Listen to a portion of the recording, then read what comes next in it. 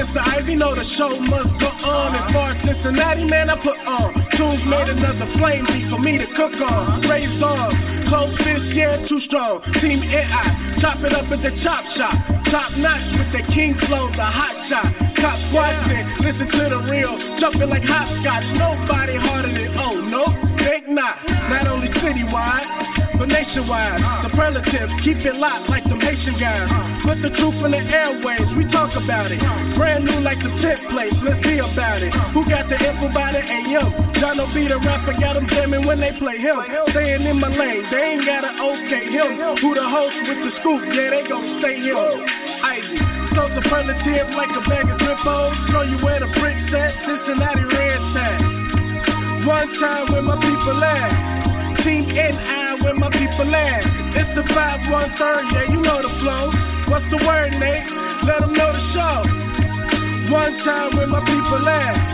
Team NI where my people at.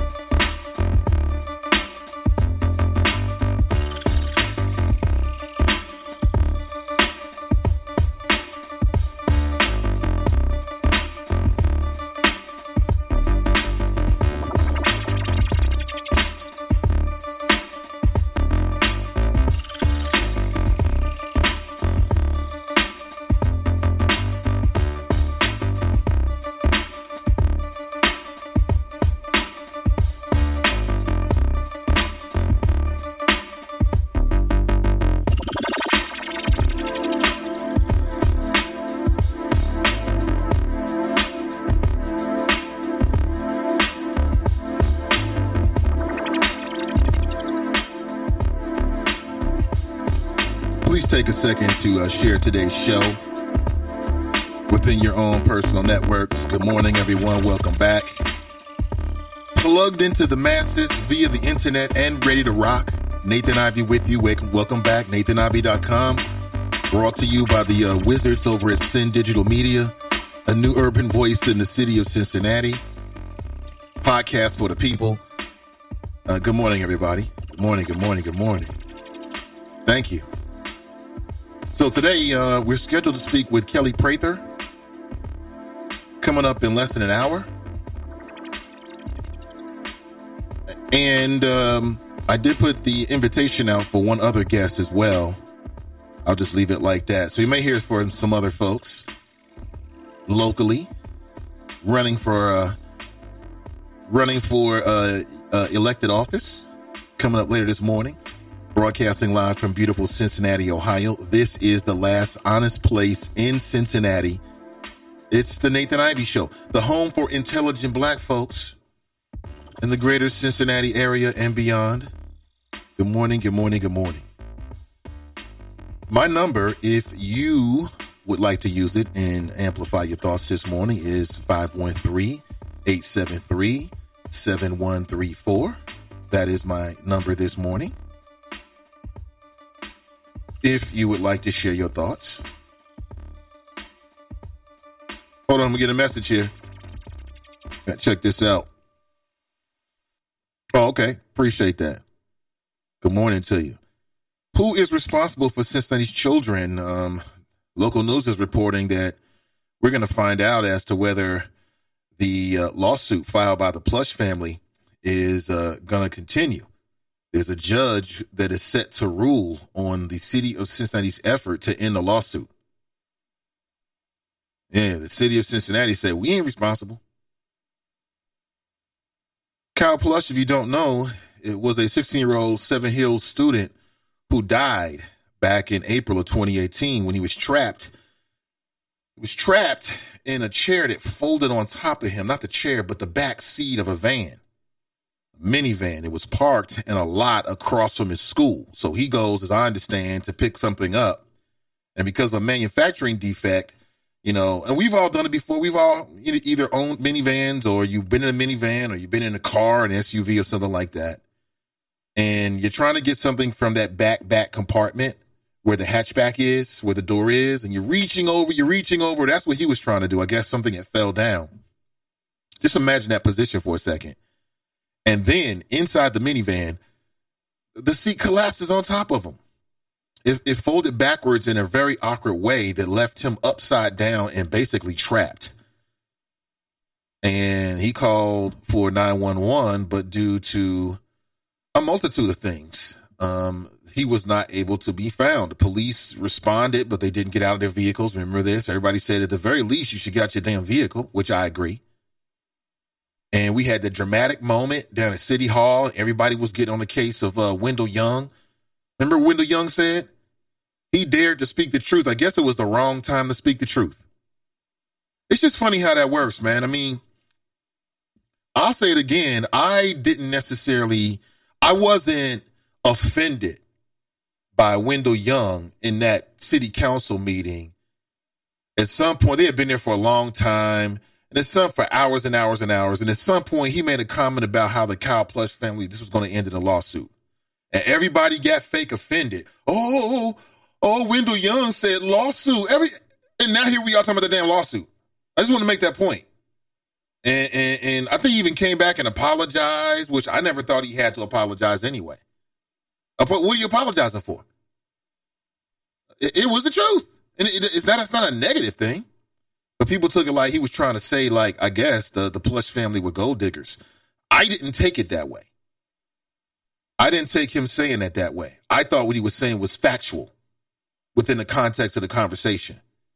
And I went back and I listened to it. We talked about it for like an hour. Listening to, that little bit of audio over and over again. People try to that was just people that had a problem with Wendell Young anyway. See, that's how people are. When people got a problem with you, it don't matter. They'll come up with the dumbest, what time is it? It'll come up with the dumbest ish ever. It can be the dumbest, most insignificant thing, and they'll try to make it the biggest thing ever. That's people that's really got a problem with you, just so you know. Of course, it's grown folks who've been on this rock. I mean, I've been on this rock for 4 decades. I know how humans are.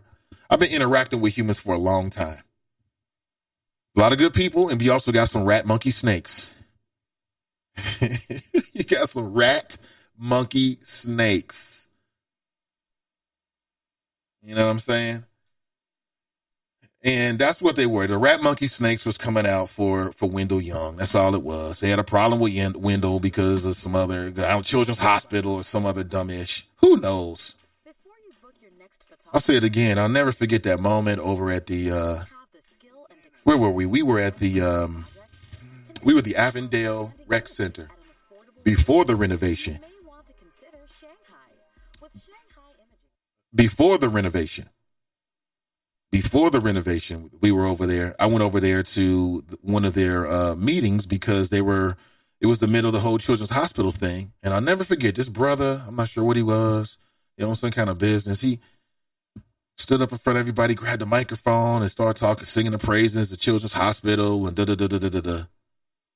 And with one question, Wendell Young vanquished him to a dark place. He was in the dark, sunken place.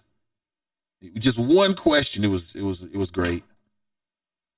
It was great. I'm trying to think who was in the room who was there who might be listening right now.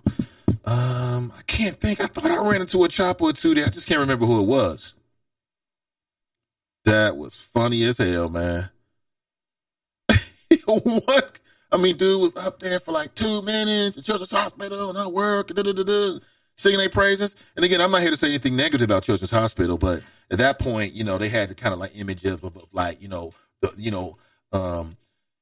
Big Brother almost coming in and muscling, bullying big corporate bullies to this African-American neighborhood. That was kind of the perception in the minds of some folks.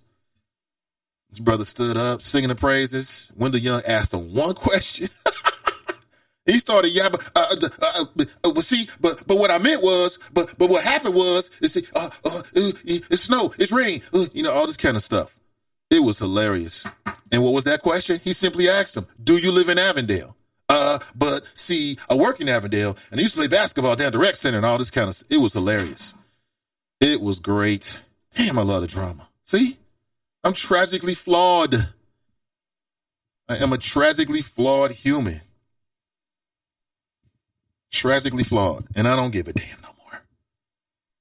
I don't care. Makes no difference to me. Whatsoever. Here we go. Now we good. So coming up, Kelli Prather, she's running for Hamilton County Commissioner. So we'll talk about the issues, why she's running, her opponents, the fact that the Democrats didn't make an endorsement in her particular race, and any questions you may have. So you can fire it up. Fire it up. Fire it up. Fire it up this morning at 513-873-7134. It is beautiful. It's nice outside. Yes. Matter of fact, I can see Reading Road from my studio window here. Telling you, Reading Road is a major, major, major, major artery in the city of Cincinnati. But right now, the city, again, who cares about the children? Who is responsible for the children? Because the city of Cincinnati say they are not responsible for what happened to Kyle Plush. And they're asking a judge to dismiss the civil lawsuit filed by the family of Kyle Plush. After all that emotion, after all those sorries from members of city council and the mayor, this what you're doing, really? Because nobody's responsible for their actions anymore. It's everybody else's fault. It's my mommy's fault. It's my daddy's fault. It's the Democrats. It's the Republicans. It's Jesus. It's Mohammed. It's all somebody else. It's the drugs. It's the drugs. It's the air. It's the pork. It's everybody else's fault.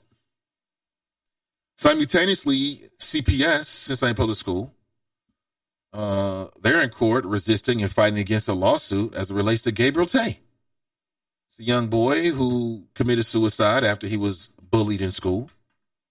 And his mother alleges that CPS, Cincinnati Public Schools, didn't do enough. They misinformed her. They ill-informed her. They just kept her ignorant about what was going on with their child. And I just find it amazing that as an administrator at a school where little humans go and you're there for 8 hours a day, that you don't have a responsibility to tell the parents what's happening with their child.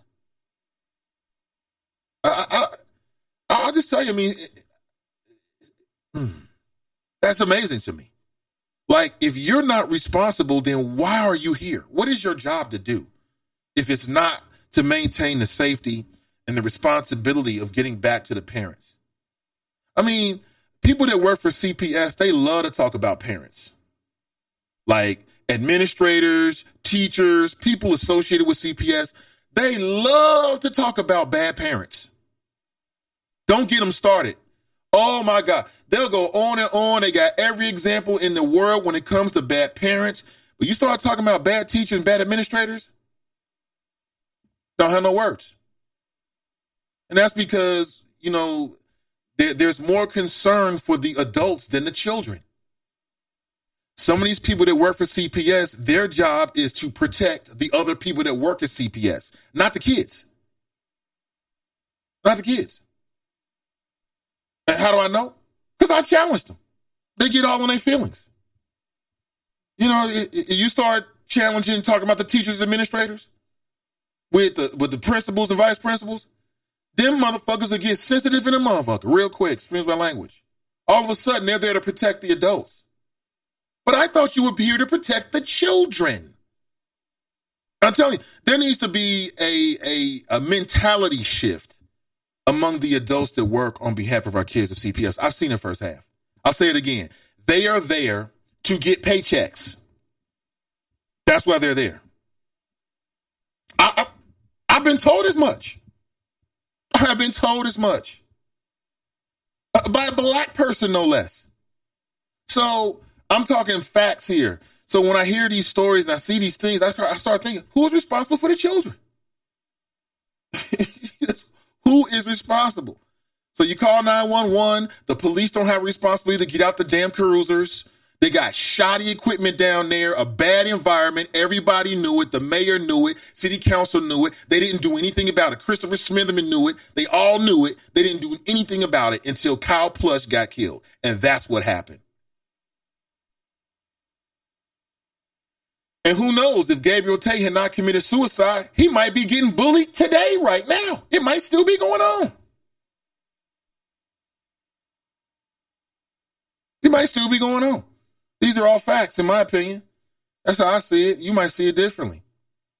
We need a paradigm shift. We need people in these positions that care about the right thing. But many of them just care about getting that paycheck.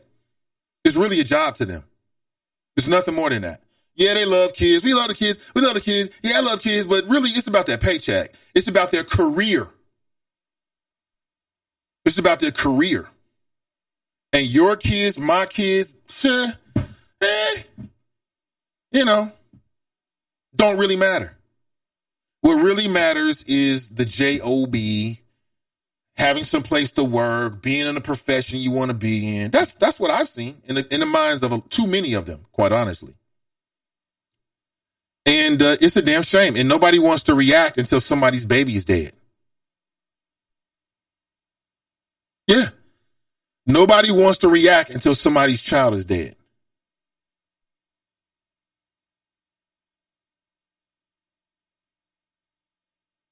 And, it's a damn shame. It really is. The suit filed last year charges the city, a former city official, and 4 city employees with actions it alleges led to Kyle Plush's death. The lawsuit's goals are to determine what went wrong when police were unable to locate him and to make sure it doesn't happen again, the family said. Well, I would think that that's an admirable thing. I'm okay. I agree with what they're trying to do with that lawsuit. The trial date has been tentatively set for March 30th. The city of Cincinnati maintains that in its response that it was not negligence and city's improvements made to the 911 system. So the city says that they're not responsible, essentially. Well, who maintains the 911 system? Who funds? Who leads the police? It's the city. I'm not responsible for Kyle. You're not responsible for Kyle. I'm not in charge of the 911 system. So who does the city say is responsible then? If there is any responsibility, because again, what we're talking about here, what happened is in a normal situation with the back seat of a minivan operating and manufactured the way it's supposed to, you should be able to reach over the back of it. But as I understand it, there was a statute of limitations that had expired by the time we found out with that particular model or something like that. So that wasn't really a recourse. Why is there a statute of limitations on manufacturing defects in automobiles and minivans? And it could be tens of thousands of them out here on the streets of America no one knows about. But that's just the way the big boys get it, man. They get it like that. Keeps the liability down, keeps the cost down. Despite desperate calls to 911 by Kyle Plush, he was not found until 6 hours later by his father. He was unresponsive in the van and pronounced dead a short time after that. And the city says, just dismiss this. Is that right? I guess that's the city, right? What do you expect the city to do? To just admit it and pay the city and pay the family and change? Why would they do that? It's just like CPS. What do you expect Cincinnati Public Schools to do when it comes to Gabriel Tate? Admit it? Would you expect him to do something like, I don't know, take responsibility for the boy's life? Who do you think you are? Who do you think they are? Why would we do something like that? Because nobody's responsible for anything anymore. It's everybody else's fault. It's mommy's fault. I don't know who we're going to blame when it comes to Kyle. I guess they're blaming the mother of Kyle Plush. I'm not Kyle Plush, but of Gabriel Tate. Because he committed suicide at home. So if he had committed suicide at school, that makes them more responsible? I mean, think about that. where do most teenagers commit suicide? Is it at school or is it somewhere away from school? Most of the times when I see this, away from school. And every teacher and administrator that works at Cincinnati Public Schools know that there's a connection between bullying and suicide. That's the reason why they spend so much money on training and focusing on it. That's why. Everybody that works with a child knows that bullying can have a psychological effect, leave psychological scars, can change the personality, can impact the grades and behavior of students. And they all know it. How do I know? Because CPS trained me. I went to a CPS training and they trained me on that very thing. I was down to the United Way building a few years ago on Reading Road. They rent out that front little space in there for all kind of events. CPS was a joint. I was working in youth development at that point. CPS, I was like 4 or 5 hours down there. It was like a while. It was like half a day. You know what I'm saying? So they can't say they don't know that. But now there's no connection between what happened at the school and the death of Gabriel Tay. What's the connection? How could there be a connection, right? Don't get me started. These are matters I think should be discussed more. I don't know what other people are discussing, but I think those are two very, very key issues. They should be couched that way. Like, who's responsible for the kids? I'm telling you, man, I have sat in with the teachers in the teachers' lounge. I heard them talking about the parents and the teachers. I'm telling you, talking about parents is one of the favorite pastimes of the people that work at CPS. They love to tell us on some Joe Biden stuff, you got to be better for your kids. But when you got high-performing, high-thinking, high-functioning parents that try to hold them responsible, they get in their feelings. They get in their feelings real quick. But you can't have it both ways, boo. All right, coming up in about 20, 25 minutes, I'm scheduled to speak with Kelli Prather. Kelli Prather is an African-American female.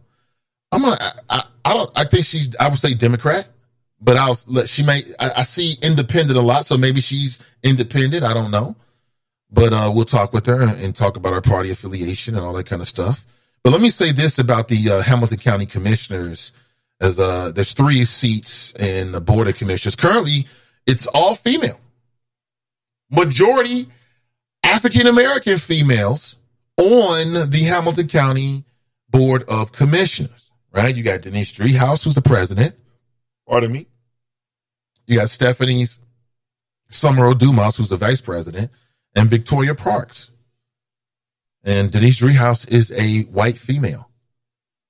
And Victoria Parks used to be the chief of staff for the man who retired, Todd Portune, white male Democrat, right? So Victoria Parks is going to sit in throughout the end of March, and then whoever wins the March primary will take over. She's already promised to do so. Now, what does that mean? Well, that means that no matter who wins the Democrat primary, it's going to remain majority female. Because you got 3 females running to take over Todd Portune's seat, right? Connie Pillage, Alicia Reese, and Kelli Prather. The last 2 are African-American females. What's going on here? My question is, what should we expect from the fact that even in this short time, we've got a majority female Hamilton County commissioners? And then depending on what happens in November, there could be, for even longer term, a majority female or even a majority African-American females on the Hamilton County commissioners. Now, what does that mean exactly? And does anybody have this information? Because I'm very curious, but I'm wondering, like, we're talking about the diversity of the leadership, but I'm wondering of the staff, like the support staff that supports the Hamilton County commissioners. What's that like? What is that? Is that a diverse bunch? I don't know. County commissioners make up the general administrative body for county government. They hold authority for government taxing, budgeting, appropriating, and purchasing, and they hold title to county property. So that's a little bit from the Hamilton County Commissioners. Very, very, very, I think, influential and very important position. You're one of 3 right? Which on city council, what are you, one of 9? Okay, so one of 3 Hamilton County commissioners. And the county, Hamilton County, Cincinnati is inside of Hamilton County. For people outside the greater Cincinnati area, just so you know. There's many cities that make up Hamilton County. Cincinnati's one of them, the largest one of them. And for folks who don't know, Cincinnati is on the southwestern part of Ohio, right on the Ohio River. Somebody was like, is Cleveland far away? You know, one of my Xbox buddies the other day was like, is Cleveland far away from Cincinnati? I said, yeah, man, it's about 4 hours. He's like, no, it can't be. Never came to Ohio before. He's going to tell me. I was like, nah, man, it's about 3.5, 4 hours, depending on how fast. Nah, man, that can't be true. I'm like, bro, you've never even been to Ohio. Just shut up and play the game, man. Whoop your ass real quick. So my Xbox buddies. So yeah, it's about 4 hours from Cleveland. We're on the southern western tip. You can see the Ohio River. In fact, that's one of the charms. You got enough money, you can get a house and you can wake up to the Ohio River. It might cost you $300,000 or $400,000 a year, but that's nothing for you, right? That's nothing. Good morning. What's going on? 513-873-7134. Yes, I do. Yes, I do. And I did see that piece. There's a really interesting opinion to the Cincinnati Enquirer that was written by Al Gerhardstein and Iris Rowley, in which they spell out, right? They bullet point it, right? What it would take for law enforcement, Cincinnati police, to really make that step to build a better relationship with the African American community here in the city of Cincinnati, or perhaps as a template for the region or the nation. I thought it was very interesting, and I shared that inside the Friends page. And perhaps we can get us an interview. Not today, but probably either Thursday or Friday. I'm down, and we can get in more detail about that. Yeah, I think very interesting, because I thought it was well written. I thought it was a very interesting read. What in the hell? But yes, you're right, Lakeisha. They are straight comedy. Straight comedy. What's up, Omar? Crystal? Jared? What up, Jared? What's up, Tracy? Good to see you. Downtown OTR bars under scrutiny after fatal shooting. Yeah, boy. Remember Cameo? Nobody wants to talk about that. Nobody wants to talk about what happened with Cameo. And why would you? It was a bad scene. But now city leaders and the Cincinnati police are closely examining how a downtown and over-the-rang bar operates after a fatal shooting this goes back to Thanksgiving. Remember that?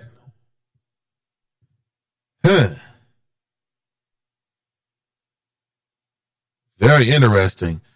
The Chalet Bar, just one of several bars in downtown and the OTR that Cincinnati police are examining. They're also looking at a complex that includes OTR Live, Treehouse Patio, and Copa Lounge. Patrons of the Sycamore Street complex were involved in a fatal crash early Sunday morning. And now Paul Newdigate, Assistant Chief of Cincinnati Police, said there have been other issues at bars in those areas. Well, number one, you're always going to have issues at bars because people are drinking. So that's just what it is. I mean, people are drinking, you always have some kind of thing. And then whenever you get a lot of people together and people know some people are lit, then you're going to have some people that wants to prey upon them, robberies, whatever. You're going to have disagreements. I mean, let me see. Apparently 2 victims were robbed at gunpoint after leaving OTR Live. Okay, so you get robbed at gunpoint after leaving OTR Live. Okay. Well, how far away were they from the front door? That's number one. Because if they're like 5, 6, 7 blocks away, 3 blocks away, 1 block away, like, how is that the blame of the people that own the establishment? Are you alleging that the people that own OTR Live are committing the robberies and targeting people? Let me see. And then early in February, a victim states he was drugged while drinking at OTR Live. I mean, are you saying that the people at OTR Live are dropping drugs in people's drinks? Because I find that hard to believe. But are you telling me that somebody else might have slipped something in his drink? That can totally happen. That can happen at your friend's house. You could be at your mama's house and somebody slipped something in your drink. And I'm just saying, it never happened to me, but it could happen, theoretically. Theoretically. Newdigate said the owners of Chalet Bar are cooperating with efforts to improve safety. He said they're looking into raising the age to get in and limiting entrances to make sure those who do enter are properly searched. Yeah, that might be a good idea. The second one, it's like, why the fuck are you not already doing that? So, listen, if you're the owner of a bar, you don't need something like this going on because it affects your business. I would imagine if I owned a bar, the last thing in the world I want is for something like that to happen in my establishment because people might politicize it like Mr. Smitherman. Quote, it probably gives them about 2 months to do it. There's some cases. There's many quotes from him in this particular article I'm reading from. Makes sense. He's a law and public safety chair. He says that the history of the ownership of Cameo will not be used as they scrutinize his other businesses. You know what I'm saying? Right? Because the owner of Cameo is the owner of the OTR Live and that whole complex, the Treehouse Bar, J. Raj. Everybody knows that. It ain't no secret. Although I see it just says owner, his name is not really in here. But I'm not telling you anything that you don't know. Now, if you didn't know, now you do know. Interesting. Ah, boy. Well, that's what they said with GG's. They said, well, they start talking about you pulling your liquor license. You can't have a bar without a liquor license. So it's kind of like you got to roll with it. You know what I'm saying? You want to make sure you keep the local authorities happy. I get it. I understand. Now, in terms of impeachment, there are updates. I am watching it. I'm monitoring it. I'm just not emotionally invested at all. I'll be honest with you. To me, watching impeachment is right on par with knowing that the Bengals game is on. As a matter of fact, I take that back. It's not. The impeachment is more important to me than the Bengals, quite honestly. So it's not. That's a bad comparison. I take that off the record. Scrub that from the record. Young people think Trump is racist, dishonest, mentally unfit for office. I want to say again just how much I have enjoyed the literature that has been written around the Trump administration. I'm a man of my word, and a lot of some of the best books that have been written about Trump, I've got them in my personal library, including Omarosa. I had to get hers. I had to get that one, right? But there was a man who wrote a book. He was the first guy to write a book. It was like the first month or two that Trump was in office, his book comes out. And he completely trashes Donald Trump. He paints this picture of Donald Trump as basically being like a 70-year-old child who thinks he knows everything, who doesn't read, who's binge eating fast food, and is obsessed with television and his own public image. And most of the books that have been written that I've come across that have not been written by people that actually, are drinking the Kool-Aid with Trump, they all say the same thing. I'm talking about Michael Wolff. They all say the same thing. And there's a brand new book out by this big time, multiple Pulitzer Prize winning author. And she did it with one of her colleagues. And they got unprecedented access to the Trump administration in a way that no one ever has before. And even in their book, they paint a very unflattering portrait of El Presidente, one that's very, very similar to the portrait that Michael Wolff wrote in his book. But the title of it is, get this, A Very Stable Genius. That's the title of the book, A Very Stable Genius. How apropos, right? I am a very stable genius. Yes, sure you are. Sure you are. Oh, it's good to know you're a very stable genius. And what they found, and so the name of the book is A Very Stable Genius. It's written, co-authored by Carol Leonnig and Phil Rucker. If you watch MSNBC, you've seen Phil Rucker before, white male. Carol Leonnig is a white female. She's the multiple Pulitzer Prize winning investigative journalist. And over the last year or so, they got unprecedented access from people inside the Trump administration. And I mean, what they had to say about Trump is very similar to what these other folks are saying, that his public image, like him coming across as the supreme leader who's always right, who's in control of everything, that trumps national interest. So there's what's good for Trump and what makes him look good, and then there's what's good for the country, and Trump always goes to what makes him look good. Now, doesn't that resonate true? You don't even have to read the book. All you have to do to be is just even if you're just a passive observer of the president and his antics and the politics, doesn't that ring true?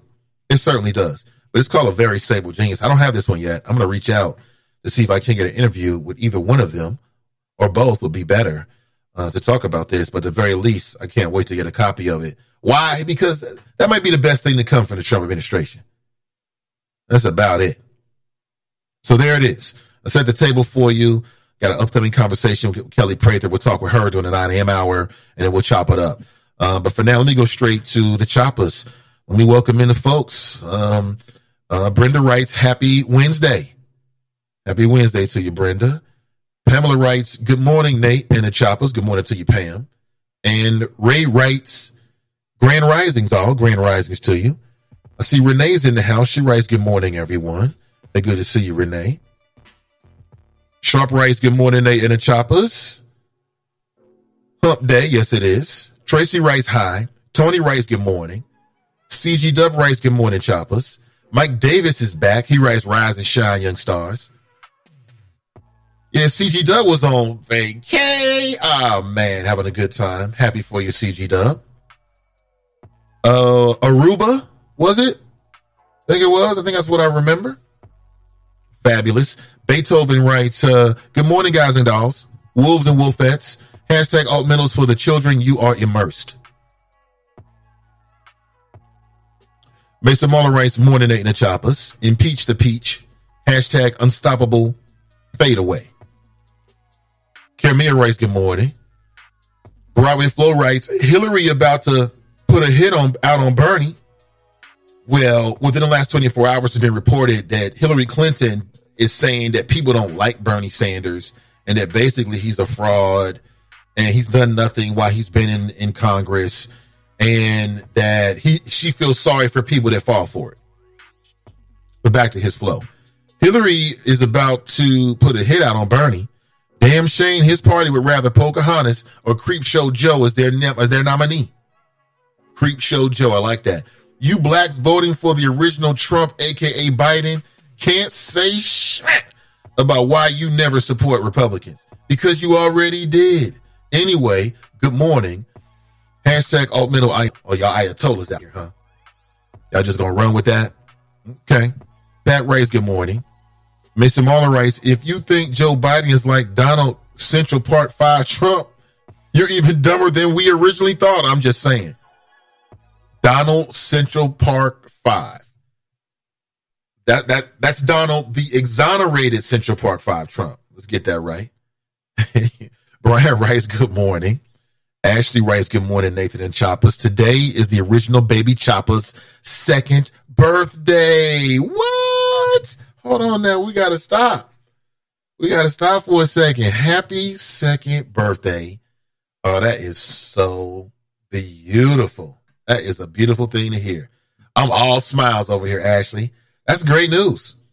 That is great news. Oh, man. 2 years old is such a sweet day, too. It's such a sweet day with a baby. Little 2-year-olds, man. Oh, my gosh. I remember. It's funny, as a human, when you have children, you kind of forget, right? You forget all that earlier stuff as they get older. But I can remember. He's 5, so 2 is not that far away. And they are so cute at 2. They are so cute. Well, enjoy her, and y'all have a great day, and happy birthday to baby Chapa Miana, and many, many more. I wish her many, many more.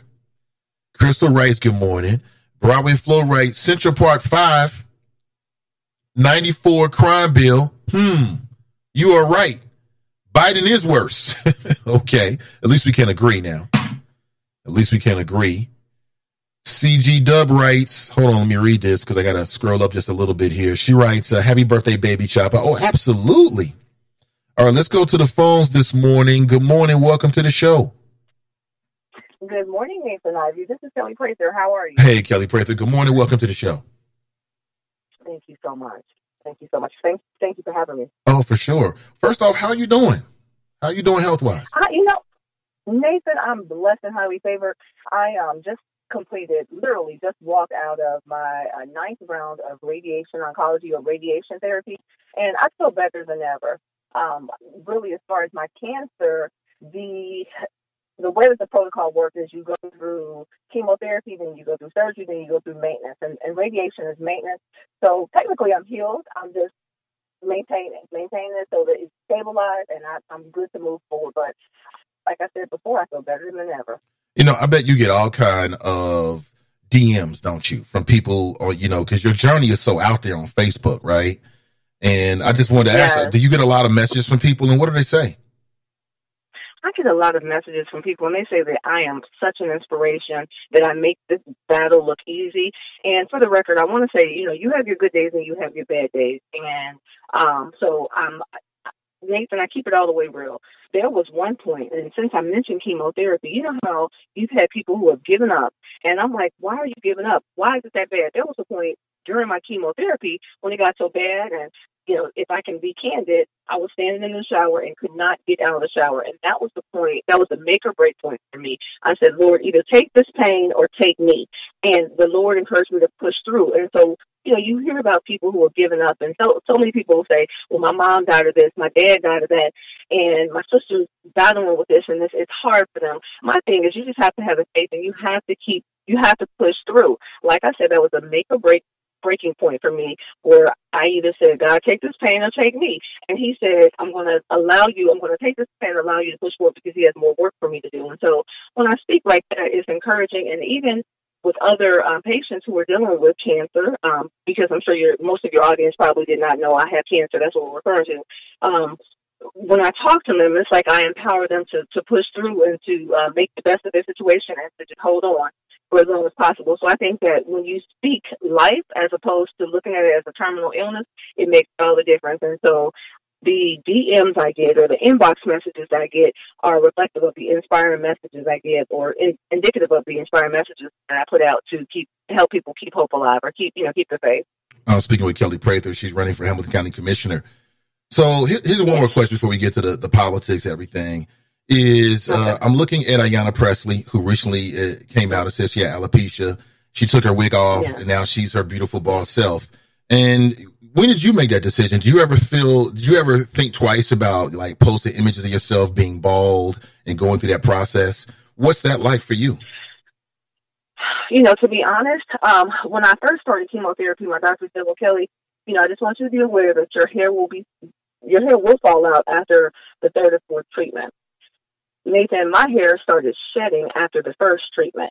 And when I looked at myself and I said, my hair is not where it used to be. I'm not my hair, thank God. Who was that? India Arie, her song, I Am Not My Hair. I had to listen to that to pump myself up to do it. And I said, I'm ready for this. But then when I went to the salon before my second treatment, my hair started coming out in clumps. And so when she shampooed and conditioned my hair, put me under the dryer, my hair freeze dried and it started coming out in clumps, Nathan. And so I just had a total meltdown. I even have the video that I'm going to use as part of my journey, even though psychologically I psyched myself up to think that I was ready for that. When it happened, the moment of truth happened, I was devastated. And so after she cut my hair, it was really patchy. And, I just prayed about it, and I went home and I just shaved it. I said, you know what? I am not my hair. And the feedback that I got was so empowering that it made me helped me be extremely comfortable in my situation. And, but from that day forward, I wouldn't mind being totally bald down. My hair is going back now. And I'm kind of contemplating going back and forth whether or not I want to go back to bald, or I definitely know that I'm never, ever doing weaves again. I don't want to do relaxers because all of those things, those chemicals contribute to health disparities, to cancer. And so I'm not going back there. But, Congresswoman Ayanna Pressley, I met her during the 2016 Democratic National Convention. She is such an amazing woman. And when I look at women like that, it just empowers me to just be myself, be true to myself and just let the world see me for who I am. Because at the end of the day, I think that you need to be a positive. You need to show the people the real you. And if you're hiding behind wigs, if you're hiding behind makeup, if you're hiding behind all of that, then, they know that if you can't be comfortable with yourself, you can't be true to the people. So throughout your journey, when did you make the decision to run for Hamilton County Commissioner, and what is your why? Why are you running? I am running based on the lack of, or the voice and quality of life issues. I made the decision because, Nathan, you know that I'm constantly in City Hall. I was in a law and public safety meeting yesterday, and I'm constantly in the commissioner's office. And Commissioner Todd Prather is someone who I have valued his services for years. I've known Todd for years. And while I was attending the commissioner's meeting, Commissioner Prather was getting weaker and weaker. And, with me being a healthcare professional and an occupational therapist, I'm like, his quality of life is really, really plummeting.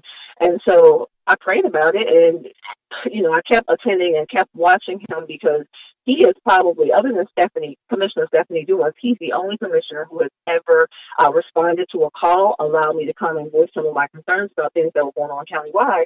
So he started missing meetings. And after he started missing meetings, and Victoria Parks, who has his chief of staff, who has been appointed to his position until the end of this year, I contacted her and I said, well, Victoria, I see where Todd is, he's not at his best, and we need Todd. We need someone who has shared visions and who understands what the people need in that position. And I said, hey, if he's willing to pass the baton, I'm here, ready, willing, and able to just, let him lead me in his position. And she said, well, at this time, he has he has not indicated that he's not running. He does plan on running again.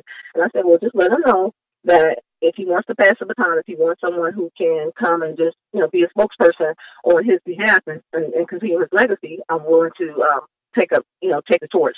So I pulled petitions maybe in July last year, and with me also dealing with cancer, I think that I was looking at his bout and thinking about myself too, and understanding physically how tolling and taxing it was. And so that is what moved me. So it was really a move of compassion, an act of compassion. And then when I started thinking about what we need countywide and the disparities in terms of the health disparities, the wealth disparities, the violence in the community that contributes to trauma and health disparities and mental illness, I just decided to run based on the fact that we needed someone to continue Todd Prather's legacy, and so I jumped in the race. Speaking with Kelli Prather, she's running for Hamilton County Commissioner. So, I know that's what Connie Pillich says. Connie Pillich is running, and she says she's going to run and continue Todd Prather's legacy. Todd Prather actually endorsed her. How'd you feel when you heard about that? Well, I said that this is Hamilton County, so I wasn't slighted at all. I didn't feel bad because Connie Pillich, I don't know the relationship that Todd Prather and Connie Pillich has, but I know that she served in office. And when you're looking at, and this was pointed out in the Democratic Committee meeting, when you're looking at who you want to endorse, you look at whether or not they have been endorsed before, they've held public office. And so my thought process was not on, I didn't feel slighted at all. I felt like, well, maybe he picked her because she has ran before, and then she also has, finances, and he figured, okay, who would the voters be more receptive of? And so again, I said, this is Hamilton County, and we know how the demographics are split up in this county too. So, but I was really excited. Speaking of endorsements, I was really excited when I went to the endorsement meeting on Saturday, and the party decided not to endorse either candidate. Right. So I think that protects the democratic process. It keeps the process fair and impartial, and it gives the voters an opportunity to vote for people who they can relate to. And so, I've shared just the fact that I have cancer, but I have had life experiences, real life experiences, not experiences in an office that, people can relate to. And I think for that reason, especially the grassroots community will be more receptive to my message and come out and support me. Also, Alicia Reese is running, and I'll be honest with you, I've got people in my audience who question why you would stay in the race with Alicia Reese in the race. And what I said to them was, I don't know the timeline. Did you announce before Alicia? When Alicia announced, did you think about jumping out? Did that have any impact on you whatsoever? Absolutely not. I announced that I was running for Hamilton County Commissioner at the Commissioners meeting on July 20th. Now, remember I just said I spoke with Victoria, and Victoria said that Todd was still considering, he was still planning on running. And so at that time, Todd Prather had not even, he hadn't disclosed where he was in terms of his treatment and the fact that he was going to resign. So 2 months before Alicia decided to run, I told the party that I was thinking about running. I pulled petitions on July 20th. I even mentioned to Alicia Reese that I pulled petitions and that I planned on running. And so, at that point, it was like, oh, okay. She said her response was thanks for the information. That's it. So she was well aware of the fact that I was running for commissioner. So, I know there's been a lot of talk about Kelli Prather is splitting the vote. In my mind, if I'm the first person who pulled petitions, got signatures, held on to those signatures until I was finished with chemotherapy and my surgery to make sure that I was strong enough to run this race, I would say that I was the first person in. Now, I held my petitions and I turned my petitions on my mother's birthday on December 10th. And so it was just, I prayed about it. And my mom, let me just say, my mom didn't get involved in politics at all. But I prayed about it. And I said, give me a sign. Let me know if this is the right thing to do or how you would really feel about this. And so in my spirit, I felt that my mother is really pleased with my decision. And so the reason I held onto petitions is because I wanted to make sure that I was strong enough to run this race and do this. But all parties knew, other than Connie. I'm not sure if Connie knew that I was running. Alicia was aware of the fact that I was running for county commissioner. And so because, she didn't have any concern about jumping into the race or that she knew that I was in it, I didn't have any concern about her being in the race either. So at this point, like I said, the Hamilton County Democratic Party decided not to endorse either candidate. They know that, Kelli Prather is a strong campaigner, where the people are engaging with the people. I'm excited. I'm staying in the race and, may the best one will win. Yeah. And I don't fault that for you. I mean, hey, you made your decision. And like you said, in your mind, it was first, and it's just what it is. Now, the reality is that all the so-called smart people who talk about politics are saying that, having two African-American females such as yourself will split that vote, and it might open a door for Connie Pillage to get in. Now, I don't know what people's concern is. I don't know if people are concerned with having a candidate whose politics represent the most, or if it's more of a racial identity thing. Black folks want a black person there, which I'm not mad at either, right? But is that not even a thought? Like stepping away from yourself and looking at the broader politics and the policies. Is that not even a thought? Like, hey, maybe I am splitting this and it'll open the door for somebody other than myself and Alicia to get there. Or are you just like what you said? My decision is done and I'm running to the end. Yeah, my decision is done and I'm running to the end. And I think I kind of alluded to this in my last comment. As far as me splitting the vote, if I was the first person in and other people decided to run, even though they knew that I was running, and regardless of race aside, then I would not be the splitter. In my mind, I'm not the splitter. And as far as what the community needs, I just think that they should also look at the fact that I was the first person who ran. I was the first person who who announced I was running at the Hamilton County Commissioners meeting. And to be honest, the last time I was running for office, I decided not to run because I was looking at the commission because I knew that there would be a race for the commissioner in 2020. And so again, no, that thought does not cross my mind. And the way I look at it, Nathan, is Connie and Alicia are splitting the vote between the base Democrats, the ones who you say who are smart politics or who talk politics in this area. They're splitting the vote between themselves, and then some of those base Democrats will support me because, I don't want to call names because what happens is when you tell people who's supporting you, they'll work to get them away from you, pay them off or do whatever. And so I don't want to say who's supporting me, but I have some strong backers. And then not only that, the grassroots everyday people who normally won't come out and vote, I will get their vote. And so I think that, people may be surprised at the turnout. The other thing I want to say is, I ran for U.S. Senate before, and when I ran, with no name recognition, no money, ran for 3 months, I took 12% of the vote in Hamilton County. And so they need to look at that too. So it's not that Kelli Prather, other than the fact that Kelli Prather has not held a political position, I have been pretty tough out here. I mean, I've been running really hard and engaging with the people and seeing what the people need. And, I've been a public servant pretty much all of my life, doing work without a title, without recognition, and I have real life experiences that will resonate with the people. And they can say, okay, we can relate to Kelli and we're going to support her. So to go back to your initial question, I don't think that Kelli Prather is not the spoiler. I'm looking at the fact that I do want the best for the Black community because we continue to be on the lowest end of the totem pole. But I can't concern myself with what they're thinking about as far as me splitting the vote because, again, in my mind, I'm not the one who split the vote because I was the first person who announced. Speaking with Kelli Prather, she's running for Hamilton County Commissioner, and get ready for that March primary. Make sure you're registered. Someone wants to know who has endorsed you. Somebody wants to know. I'm endorsed. Yeah, of course I'm endorsed by the Black Agenda Cincinnati and Dwight Tillery.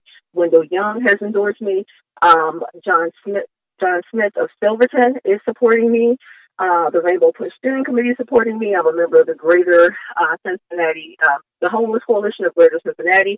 So I have that group supporting me because I'm extremely passionate about homelessness and making sure that we have shelter for people in inclement weather. So and of course I have a lot of the Black-owned businesses who are backing me as well. Speaking of homelessness, what is your opinion about, homeless folks who might be living on county property? So I remember about a year and a half ago, there was a big conversation. It went to the city property, and, some people felt as if they should, essentially were evicted, from the city property. There was a big conversation about homeless people being on personal property. But if they're on county property, what would be your opinion about that? My opinion on that would be that the county has failed those citizens. That's a great question. In this county, we have one shelter for single women with no children. The shelter house, which will house women in inclement weather, is a dangerous place when you're putting men, women, and in some cases children, all in one location. So I think that the county has failed the citizens. I do remember when Mayor John Cranley, went to Joe Dieters, and encouraged him to ban homelessness, people from having these homeless encampments on county property. And in my mind, that is an egregious attack on people who have been displaced, people who have lost jobs, people who don't have income, and people who may be struggling from mental illnesses. So I think that when you look at that, you need to look at that. That's a clear indication that we need to look at who we're putting in office because they are not concerned about quality of life. They're not concerned about people having a roof over their head. I was on Twitter this morning and read one of Councilman Greg Lanson's posts, and he was talking about the eviction rate. He said there were 50 evictions yesterday in housing court and in eviction court. And he said a lot of those evictions took place because people did not get into a courthouse on time. And so when you look at systemic injustice, all parts work together. They say that there is confusion, there is a divide between city and county government, but, the common person will say it seems that there is collusion between city and county government when you think about the politicians, these elected officials supporting one another. And so it's all by design. It's all by design to get people out further into the county. They know that people who live under the bridges in Cincinnati, they know that they really don't have access to anything. So if you push them further out, they're only going to go to Sharonville. They're going to go to Tri-County to Springdale, to those areas. And so it's not making the situation any better. Speaking with Hamilton County Commissioner candidate and Kelli Prather, again, that's coming up. That's the March primary. Hey, Kelli, will you be at, I know the NAACP, maybe the Alpha, some other folks are doing some of the forums and debates. Are you going to be at all those forums and debates if people want to meet you or see you firsthand? Yes, I'm definitely going to be at all of the debates. I know that, there's also some debates planned in Anderson Township. There's one planned, I heard about another one. The West Side Democratic Club is planning one. So, of course, yes, I will definitely be there and give people an opportunity to just ask the hard questions. And I'm excited. So I'm really excited. How would you describe your politics? Because I didn't want to make any assumptions. So are you a Democrat? Are you seeking, is this the Democrat primary? Are you an independent? How would you describe your politics? I describe my politics as an independent Democrat. And the reason I say independent Democrat is because, there's good Democrats, bad Democrats. There's good Republicans, there's bad Republicans.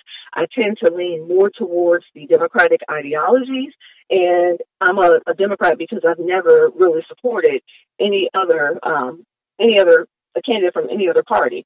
And of course, Barack Obama was my favorite elected official of all time. But I am an independent Democrat because I think I think differently. I don't think just about political parties. I think about people. I put people first. And sometimes I believe that a lot of the elected officials, for them, it's all about the money. It's not about improving the quality of life. It's not about the things that I'm really passionate about. And so if people look at my website, kelliprather.org, they'll see that I have a lot of experience, personal experiences, life experiences as far as employment. I'm working on a PhD in public policy. So this is just natural progression to be in office. And so I've also served as an activist. And so a lot of the activist groups or activism groups will support me as well. So I'm excited. I'm just really excited. Again, that's kelliprather.org. So, Kelli, let's be more specific in that. You said that you have a lot of life experience because you never held political office. And that's not something that should necessarily be held against you. But at the same time, like if you've already run for office, it does say whatever it says. So what specifically about your experiences do you think, make you right to be Hamilton County Commissioner?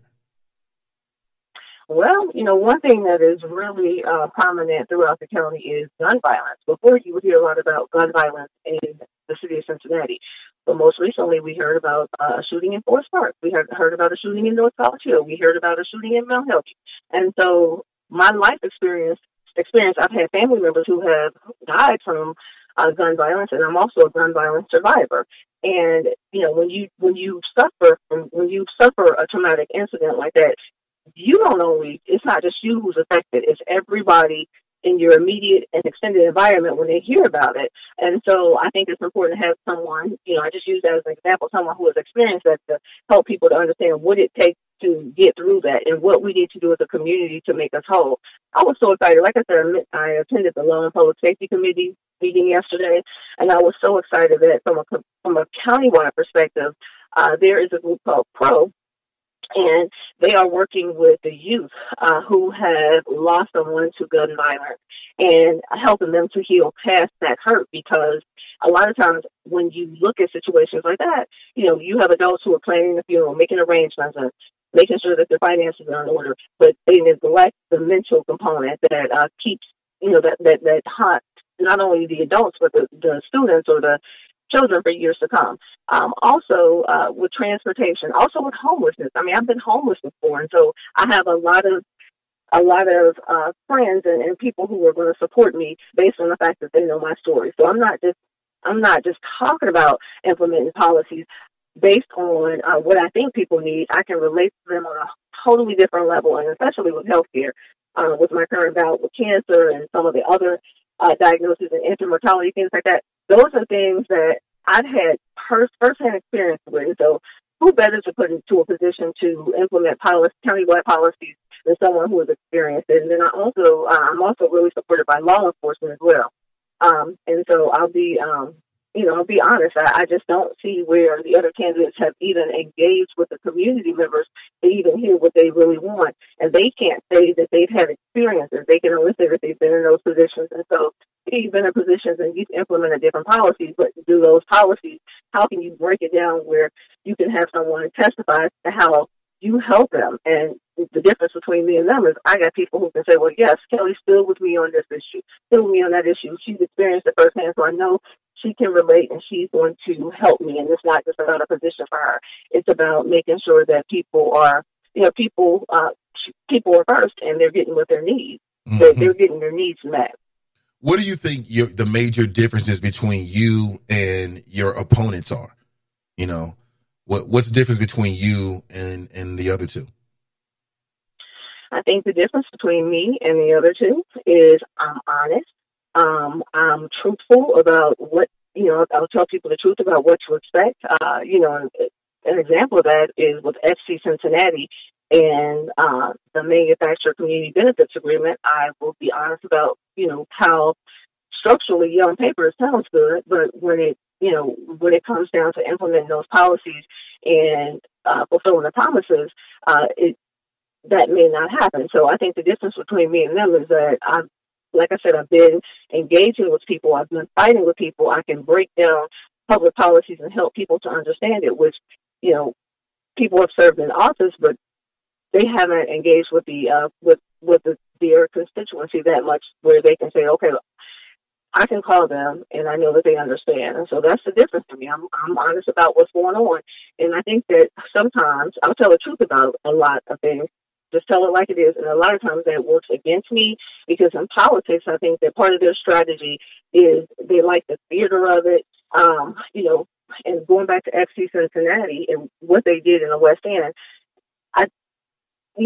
and I know that development plans they are drawn up 20 to 30 years in advance. They know exactly what they're going to do and how they're going to implement the plan, but then they spring it on the community and they leave people scrambling for housing and everything else. And so I think the difference in me and them is I will be more willing to tell people what's coming down the pipeline and give them time to prepare and prepare for the worst and hopefully, be situated before it gets to that point. So that's the primary difference. You got people who are playing politics, and it's like, no, you can't play politics at the expense of the people. You got to put people first and let them know what's going on. Speaking with Kelli Prather, if you have questions, please line them up, and you can join the Chop Shop, and I'll try to get them in as much as possible. Someone wants to know, so what is your plan to deal with homelessness, which still remains the issue here in Hamilton County? Well, as county commissioner, what I know is that there's money out. Nathan, there's money in listener. Thank you so much for the question. There's money all over this county. I was speaking with Hamilton County Commissioner Stephanie Dumas last night, and she mentioned there's money all over this county to revitalize or redevelop these blighted and abandoned buildings. We can create transitional living homes. We can build more shelters. And so as county commissioner, and sadly what people don't know is funds that are available through the county cannot be used in the city of Cincinnati for affordable housing or for housing because the city has its own pot of money.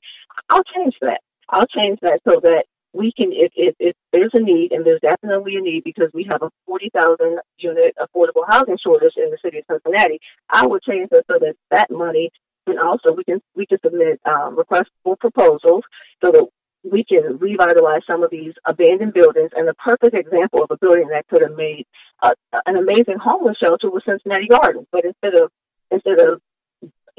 using that space to house single women, they tore it down.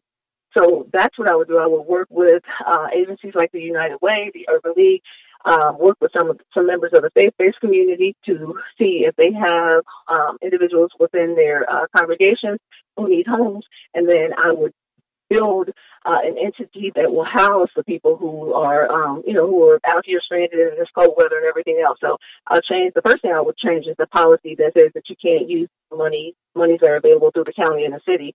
But with Cincinnati being the largest city, we have a need, and that will be an immediate need for me. And that's also something that Commissioner Todd Prather was passionate about, because he said that he wanted to make sure that there was an extra $10,000 that was allotted to keep people out of the cold in the winter. So I'm extremely passionate about that. And then also, as far as the courthouse and dealing with evictions, I would say make the so that the line, because the lines are always really long. What I would do is I would say set it up where eviction court starts a little later, so people can get down there early, but the actual case is going to start later, and then that way they'll be in court to defend themselves. As far as default judgments where real estate is concerned, and a lot of times what I'm noticing is that people are not getting notifications for court cases, and so they get default judgments and they lose their homes because they're not in court to defend themselves.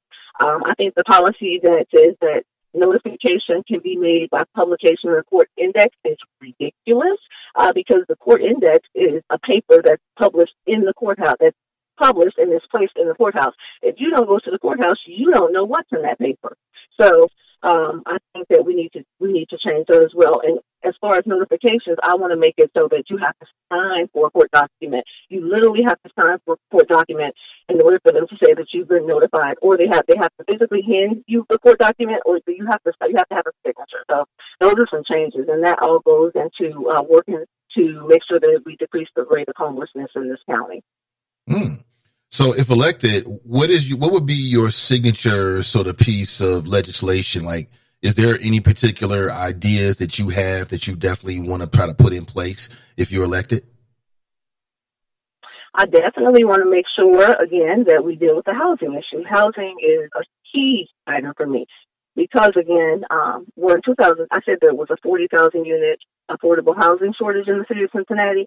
That was in 2017. We're now in 2020. So, Nathan, nationwide, there was a report on ABC that said that we have 550,000 homeless people in the nation. Now, if you think about the fact that now in Hamilton County, we have at least 50 to 55,000 units of unit shortage.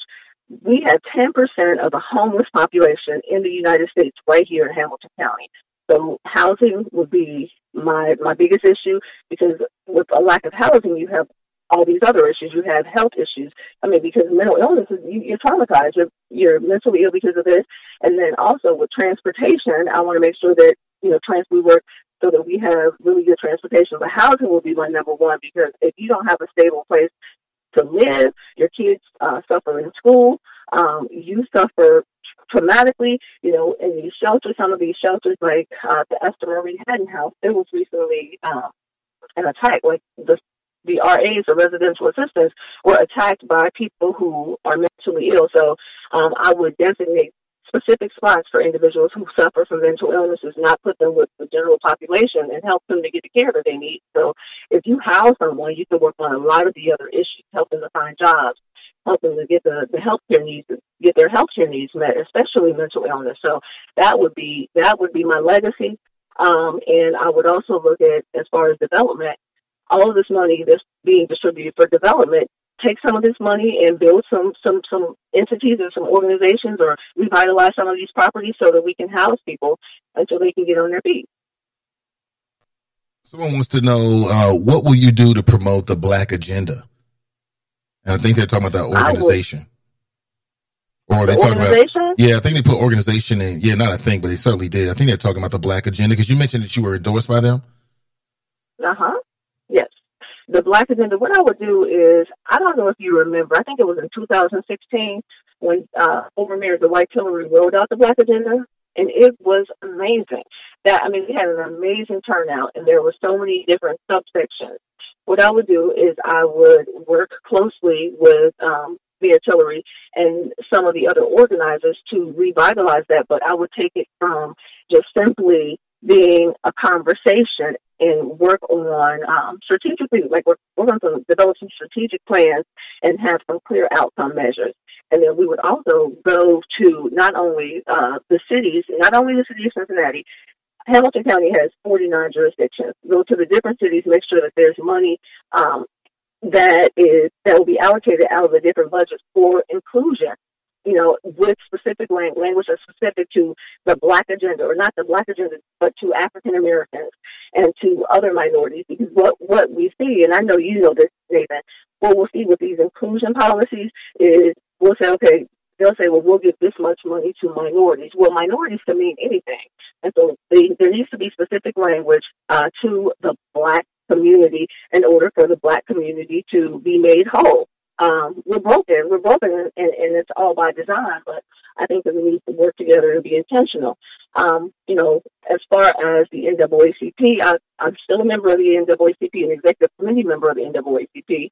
I would have the Black Agenda work with the NAACP and some of these other organizations, and who else? The Rainbow Push Steering Committee, Ohio, and we would all come together and work collectively to see what we can do to make sure that, again, the Black community is made whole, because we've been broken for so long. Speaking with Kelli Prather, let me search again for any questions here. Somebody writes, 55,000 homeless in Hamilton County are supposed to split $10K. Great plan. And then a not so good face. I think they're referring to something you said earlier. Well, no, the 55,000, there's not 55,000 homeless. There's 55,000 units of a lack of affordable housing.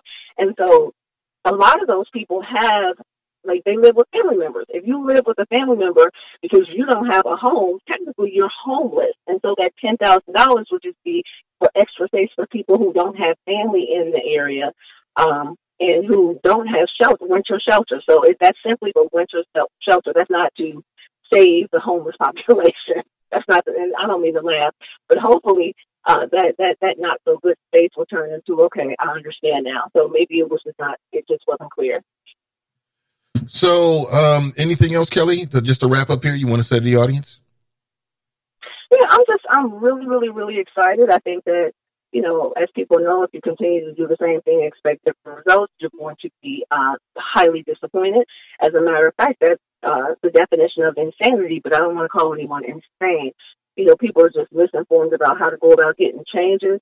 Like I said, I've been a public servant for pretty much all of my life, and to my personal detriment, when you speak out, when you work to be a voice for the people, the powers that be come for you, and they've worked really, really hard to keep me, to relegate me to a position of need, and so I know firsthand how it works.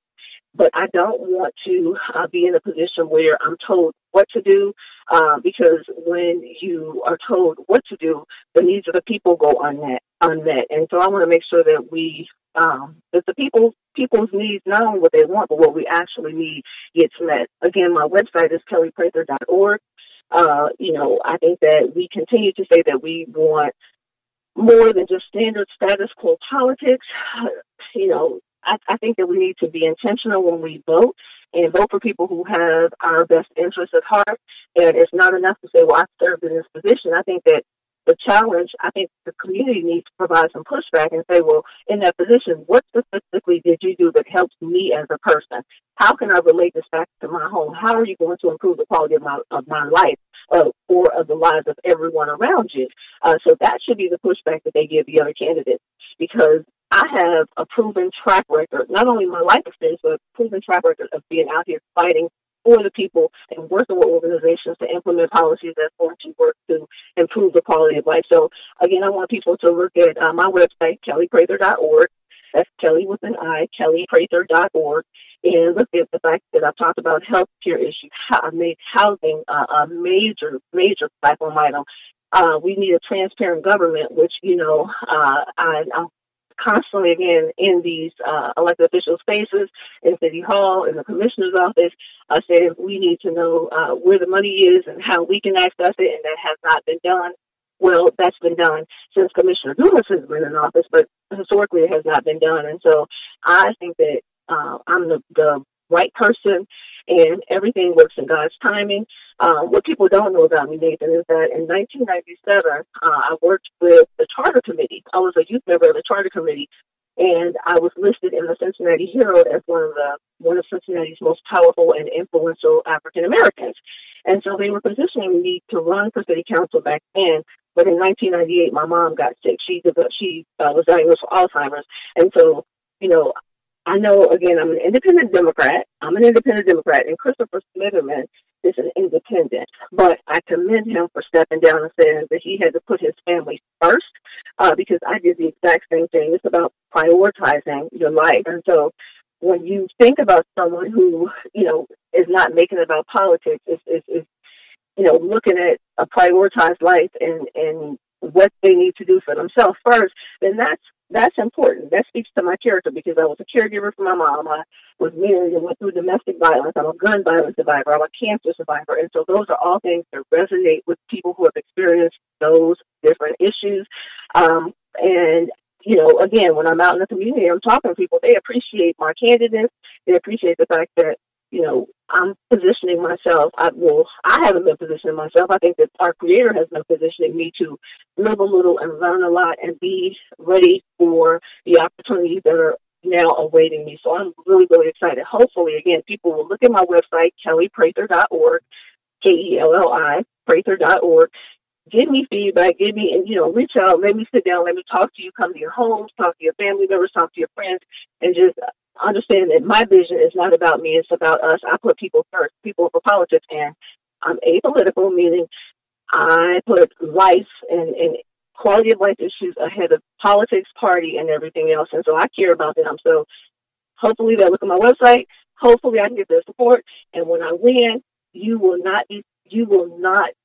not be discouraged or dissatisfied with me, because I understand that I'm not represented by a special interest group.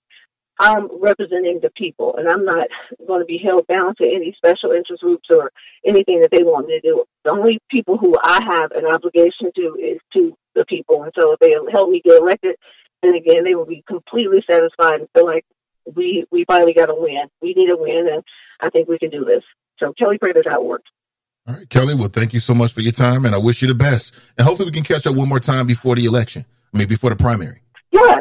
Okay. Yes. Okay, thank you so much, right, Nathan. I really appreciate it. Oh, most definitely. And thanks for having me. You have a wonderful day. You too. That's Kelli Prather, everybody. KelliPrather.org. I posted a link inside the Chop Shop, and you can check it out for yourself. Tell me what you think, as if many of you haven't already. As if many of you haven't already. Some choppers can be so, or I won't say it that way. I'll say sometimes the chop shop can be very critical. I'll put it that way. But what do you think? That's Kelli Prather. And she's heard the doubters. She's heard people say that she's going to split the vote, and she says she was in first. What is on Sexton? She ain't dropping out.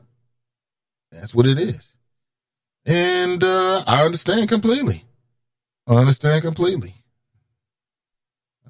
say do your thing. That's what I say. And without getting into any drama, she said that she told Alicia Reese. Alicia Reese said, thanks for the info. Alicia Reese, did she have some kind of responsibility to tell Kelli that she was going to run? And it's almost like Gabe Davis. It's really similar, really. Gabe Davis, in terms of African-American candidates and primaries, Gabe Davis put his name out before Fanon Rucker. When Fanon Rucker put his name in the hat, everybody said Gabe should step back. Gabe kept running. This weekend, the Hamilton County Democrat Committee decided to endorse Fanon Rucker. Gabe's still running. In Kelli Prather's case, the Democrats didn't endorse anyone. So you can make the argument that she has even more of a reason to not get out the race. Now, was that decision made for Kelli, or was it made for Connie, who has ties to the Democrat Party? Okay, I don't know. Interesting. I see there's a lot of cynical people out there as it relates to her. There's some cynical choppers. I think that comes with the territory. People talking about the black agenda and they have no events. I'm not aware. I'm not sure if what that means. Could mean everything. I don't know. But what is going to be interesting is to see what happens. Tracy writes, why ask us to ask questions if you're going to be called critical? Oh boy. Well, that's just my viewpoint on it. People are very critical. They're very critical about her. And again, that's just the way it is. I think everybody, as these candidates come up, people should have their own opinion, whatever that might be. Whether you support her or support Alicia or support Connie, I mean, it makes no difference to me. It's really all about the individual, and many people who live in the greater Cincinnati area would be affected by this race, like you live in Hamilton County. So I think you should vote your feeling, as always. Like, you might feel like Kelli is the one for you, or you might feel like she's not the one, and it's just the way it is. Let me see. Let me see. Let me see here. I'm trying to get to something I can actually read. Let me see. Let me go back here, actually. Yeah, I was searching for questions, and Tracy, you wrote there was like 100 questions, but that wasn't anywhere near true. There were nowhere near 100 questions at the point in which I asked that. And I was searching for them because I wanted to make sure I got your questions is. And I'll get the questions is, but I'm not going to ask any old question. Like, don't use my mouth to just ask Kelli some crazy-ish or anybody else, because I ain't going to do it unless I feel inclined to do so. I mean, but if you got a question about like the policies or her ideas or something, that's all for it. I'm all for that. Whether they're difficult questions or softball questions or hard questions, I don't think anybody said anything that was any really hardball. I mean, I think it was just some real thoughts from adults. That's how I look at it. Let's see here. Well, let me back up. Let me just go back from the beginning, and I can get all the questions in even before her. Somebody says, oh, Lord, she sounds like Pastor X. I'm a new so-and-so. Girl, bye. Dee Dee writes, the way I look at it is if we were on the same team and really wanted what's best for the city, then we would put pride aside to get to the ultimate goal instead of giving the advantage to the opponent of both of you. Imagine if Kelli, the underdog, threw her support behind someone who has the same goal in exchange for a role that to give more experience and better position for future seat. It's chess, not checkers. Our community is always playing the checkers. Well, for me, I agree with that. And from what I read about Connie Pillage is that she's really touting her suburban roots. Like she says people know her out in, the non-city areas, which is great. But I'm a city boy. So, that's what my focus is.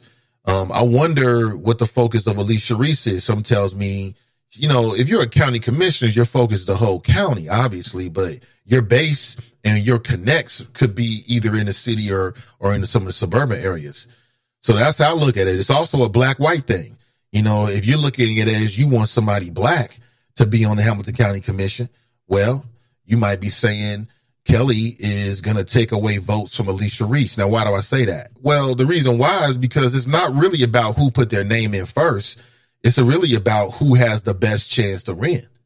And a lot of people are saying that Alicia Reese has a better chance than Kelli Prather.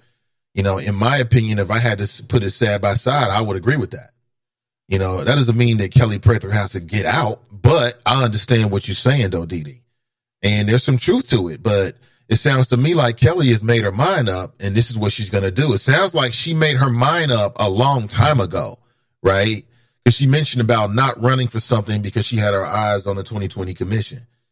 And that's what's going to happen. That's what's about to happen. So is she going to split the vote? I mean, on the surface, yeah, because I can see the kind of person that might vote for Alicia, it might be the kind of person that votes for Kelli. I can see that for two reasons, color and maybe geography and policies. But we shall find out as we speak with all the candidates. See. Okay. Trying to catch up here. Tracy writes, but what jobs has she gotten done for the city, state, and county? Well, to this point, she hasn't been an elected official. She says she had worked through some of these other organizations. So her opponents are dishonest. She seemed to imply she was more honest than her opponents. She said, I asked her what's the difference between them? And she said, honesty. which I thought was interesting. But that's her take on it.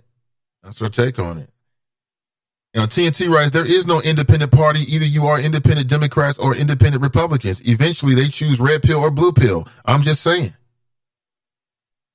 Tracy wrote, there are 100 questions in here 20 minutes ago, but there were not 100 questions in here 21 minutes ago. See. Black Russia race. So she's qualified because she got shot before? ? We might as well vote for 50 Cent. He's very cynical. Tracy writes, 10K to keep homeless warm from November to February, March, FOH. What will you do to promote the Black Agenda organization? Pamela writes, she just misspoke about people being in line at court as started. Court hearings don't start until the line is clear. She is speaking off of hearsay.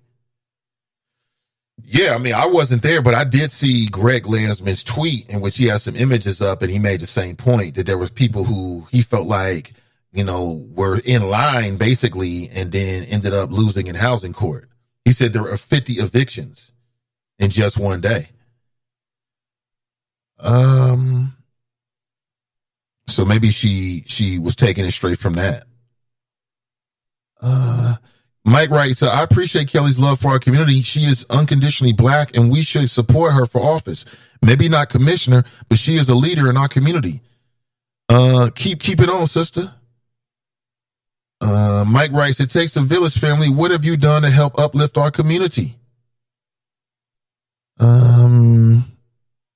Which I agree. Ray writes, yes, we can all agree the white woman is not a minority, and yes, that amendment needs to be changed. I think we all know that. How much money has Kelly raised so far? That was some Black Russia. I missed that.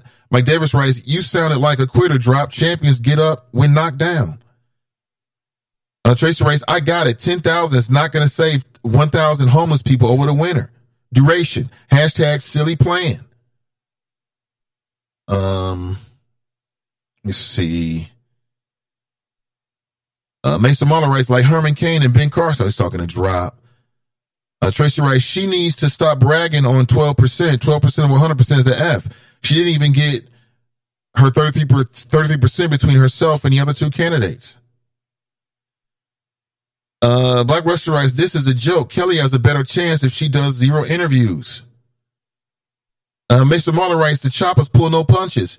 The Breakfast Club don't have ish on the chop shop. Let me see here.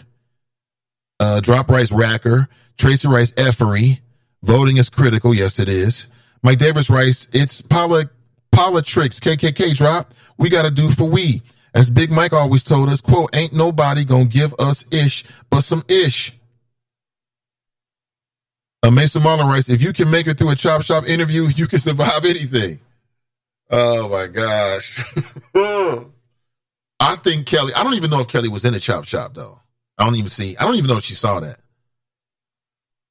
Terrence Grasson writes, LOL, Mason Marlon, true. Kim Mir writes, I don't think Kelly will win, but we need her in city council. Okay.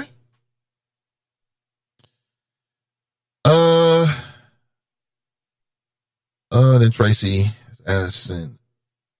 she's asking me why I ask questions you're going to be called critical. Come on now, we all got to have tough skin. Even you. Even the choppers got to have tough skin. You see. Mike Davis, me before we is the Eurocentric ideology Drop. Get out the white man's head and come back home. Damn. Kiramia, I concur. City council is just right for her and us, my opinion. Damn.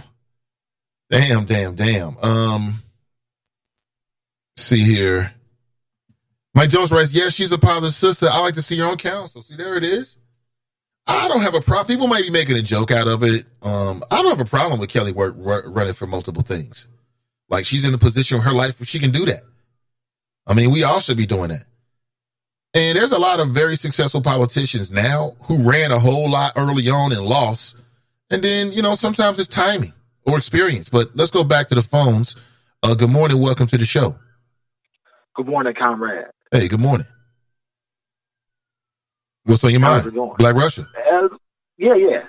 What's happening? What's on my mind? Hey, I want Kelli Prather to do more interviews because the more interviews, the more talking she does, the more she helps Alicia Reese. So I want her to hit all the talk show networks. So you think she helped Alicia Reese this morning? Oh yeah, no question. I think she did. She did a service to Alicia Reese by doing this interview because of the stuff that she was saying. It was illogical. Like you what? asked her a question. Well, like for example, she brought up gun violence, or you brought up gun violence, and how she was going to take care of or why she was best qualified to take care of an issue like that. She said because she got shot before, she could deal with that issue. I just, like that's interesting. Well, I mean, she's saying she's a victim of gun violence. I mean, that's an experience in and of itself. Yeah, but yeah, no question. I agree with that's an experience in and of itself. But how does that experience help you to deal with gun violence? She didn't answer that question. I think she could have fleshed it out and made the connection like, well, because of this, and maybe linked it to a specific policy goal or an idea. I mean, for sure, she could have done that. I mean, she didn't do that. She just said, I got shot. That was kind of like why I should be elected. Well, I think you watering it down, but yeah, that is what she said. I think what she was trying to tell to us is that I've been a victim of gun violence. So I know how real it is. I know how painful it is. And I'm going to bring that to the conversations about gun violence. Man, you should be your campaign manager, Nathan. Well, I can be a lot of people's campaign manager. Yeah, but this is what I do. But I'm just saying, I mean, maybe in my mind, I just connected the dots, but I think that's what she was trying to get to. It would have been better if she said that I agree with you. But that's what she was trying to say, though. Yeah, but I mean, voters are, for the most part, they don't just vote. Well, there's a segment of voters who don't pay attention to the election comes and they just vote down the ticket. But then there's another section of voters who actually are paying attention and they're interested in what the candidates are saying. Now you got your interpretation of what she said, but then we just deal with what she's saying. It's kind of like, really, like that's your reason for dealing with gun violence because you got shot before. Like it's simplistic, but that's what she said. And I mean, you just, when you're running for office, you got to be a little more thoughtful with your answers. That's my perspective on it. And, the affordable housing issue, that's like one of the most complicated issues in America. And it's not something that you can just throw money at and say, oh, well, that's going to solve it. Something tells me that whatever the solutions will end up being, and it'll probably be a multi-tier approach, it's all going to cost money. Well, I don't know. I mean, some people will sit here and argue and say that this rent control, well, it's not even rent control what city council passed down there. That's nowhere near rent control. That actually solves the problem. And it really doesn't solve a problem. It's like people just make ish up and want to call it what they want to call it. Yeah. And it doesn't deal with the root cause of homelessness or affordable housing. You're right about that. You're about the rent thing from PG Searfield's office. You're right. It doesn't solve the problem. You're absolutely right about that, but I think it addresses the issue. Solving the problem, I think, is a multi-tier approach. And you're right. It's not rent control. You're right. It is not rent control. Right, but they're trying to. But I mean, I've read articles like this is nationwide. I've read a couple of opinion pieces. Like on the Hill and I forget the other publication I read. I read that one in the Hill. They're trying to push this as rent control. And it's just like people just want to put a title on stuff and say, oh, well, this is going to solve the problem. Like, that's not how this works. And Kelly's interview was simplistic in nature as it relates to complicated issues. That's why I say, the more she talks, the more she helps, Alicia Reese or even helps Connie Pillage. I mean, because these folks have been to the state house. They've won local elections and, they've actually had to deal with this issue. Well, she hasn't. I mean, she finished 18th place in city council. I mean, people aren't naive, and it's like she's trying to play on the naivete of people. And it's unfortunate because she has zero experience dealing with complicated issues. Well, you're right. I mean, and she admitted that. She has, and again, I don't want to be like I'm defending Kelly. I just say I'm not this. trying to offend her either. I'm Yeah, just trying to make sure we're clear. Yeah, I'm not trying to put myself in a position where I'm defending Kelli Prather because she can do that for herself. My general attitude to all candidates, whether people say they got a chance or not, is to give them a chance. I mean, on this show, I'm going to treat you the same whether you got $500,000 in the bank and you've been the president or you're a first-time candidate, because I think that's what we should do. So I'll give you the platform and boom, what you say is what you say. So I don't hold it against her that she isn't as polished as maybe Alicia Reese might be or Connie Pillage, because she's never held elective office. We always saying that people should get involved and you don't have to be born into money or have all these connections to be in politics. Well, this is what it sounds like. You know, when people who don't have those skills and experience perhaps step to the spotlight for the first time and they're running for office like this. Yeah, but this ain't her first time. This is her third time. So it's like, at some point in time, you got to get better at this. Well, I mean, when it's your third time, you know. Well, okay. Well, reach out to the sister and offer your skills to her, man. She don't want to talk to me, bro. She don't want to talk to me, She not answering that phone call. Well, again, I'm going to reach out to Kelli again and talk with her after, we get through these next forums and we get closer to it, and we'll see what she says. Perhaps we'll have a more substantive conversation for you at that point. We'll see. I mean, it's hilarious. She's running as a Democrat, but I remember in 2017 when she was going to Tea Party events. It's just she's everywhere, bro. What? She went to Tea Party events? Yes, she did. I saw it with my own eyes. Yeah, I think she admitted that. I think she was at a forum or something like that.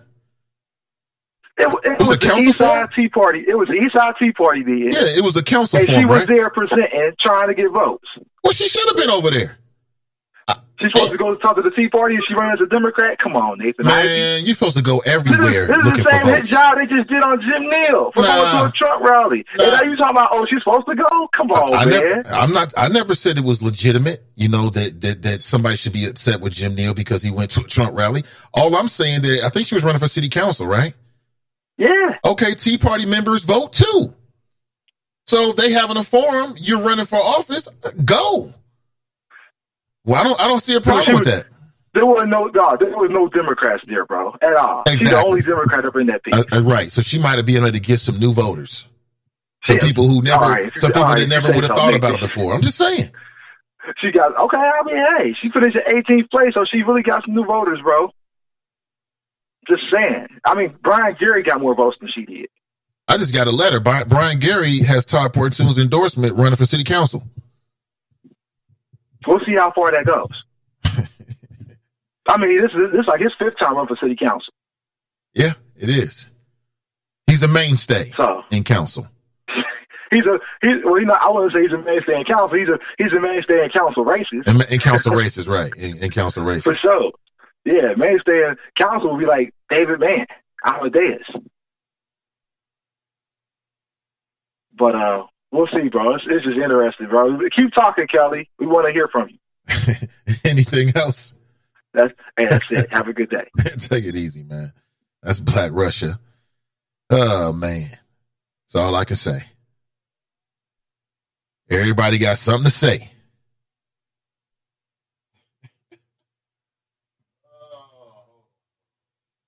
Plug this back in before we get unplugged.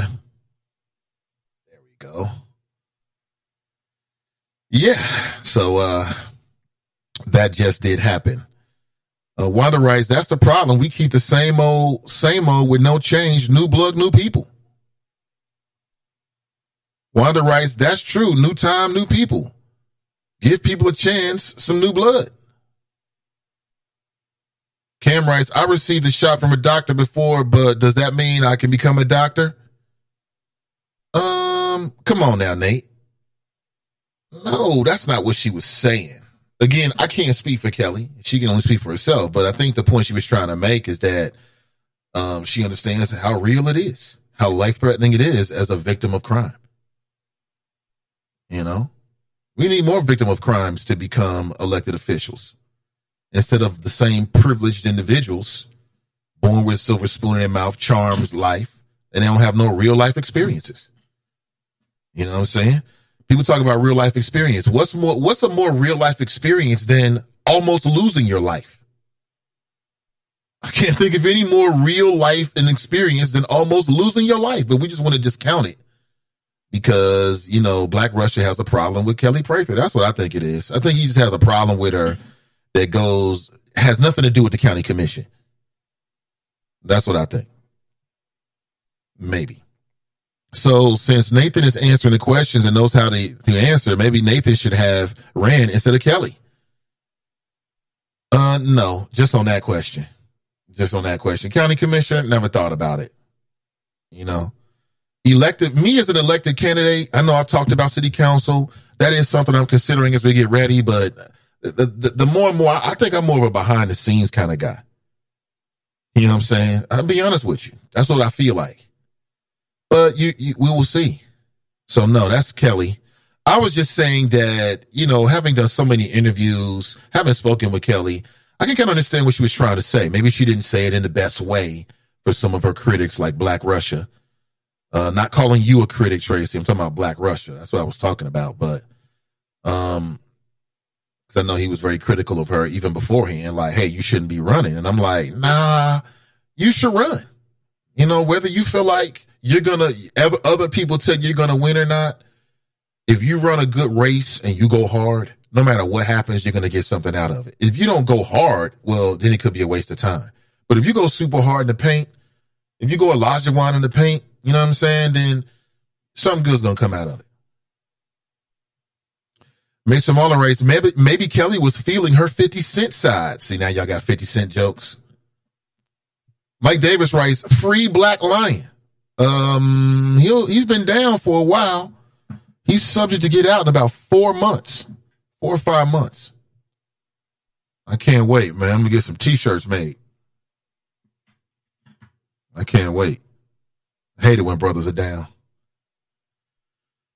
Deuce. Mason Marler writes, Nate is the Charlie Rose of internet interviews without the freaky shit going on in his private life. Oh, there's plenty of freaky shit going on in my private life. Trust me, you just don't know about it. He writes, free Charlie Rose and left Parnas. LOL. Oh, that's hilarious. Nathan Marler writes, the choppers are ruthless. I love my people. They are ruthless. That's ruthless. But, that's just the new age, man. I love it. I love millennials. I'll be honest with you. I tell my wife, I think I'm the oldest millennial on the planet. I understand millennials 100%. Love you. Love it. I love their energy, their moxie. Millennials remind me of myself, completely consumed with their own self. And as a Virgo, I can understand it. I can definitely understand it.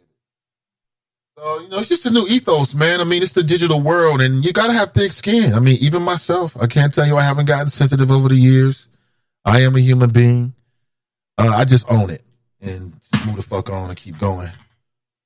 Let me see here. Let me go to the phones here real quick. Got a call coming in. Want to make sure we get it. I got to put my headphones back on. All right. Good morning, caller. Welcome to the show.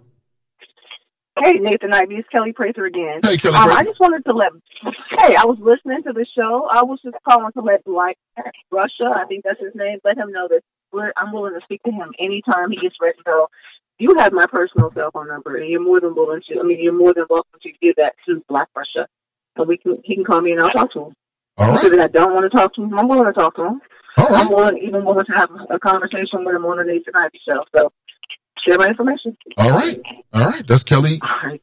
Kelli is unbothered. She is unbothered. She said, call me, B.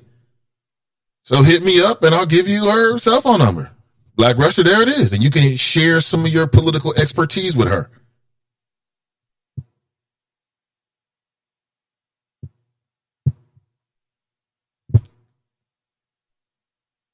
Oh, I'm getting a text message here. It's an important text.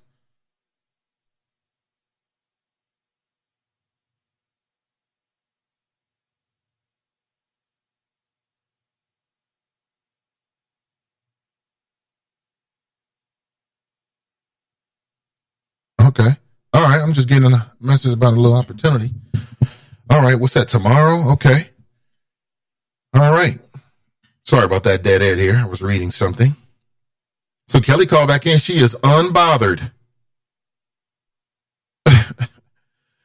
Why did Mason Waller write, damn, she called out Black Uruguay.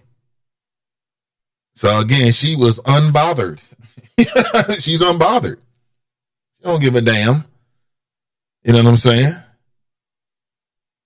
Hey, what's going on? Hey, Shula. She writes, good morning, all. It seems most people thought there would be Prather, Reese, and Pillage, which would split the Democratic votes. I don't think that after that primary that anyone who votes for Prather would not vote for Reese and vice versa. Won't split the vote. Oh, okay. Good morning to you. Yeah, that is crazy.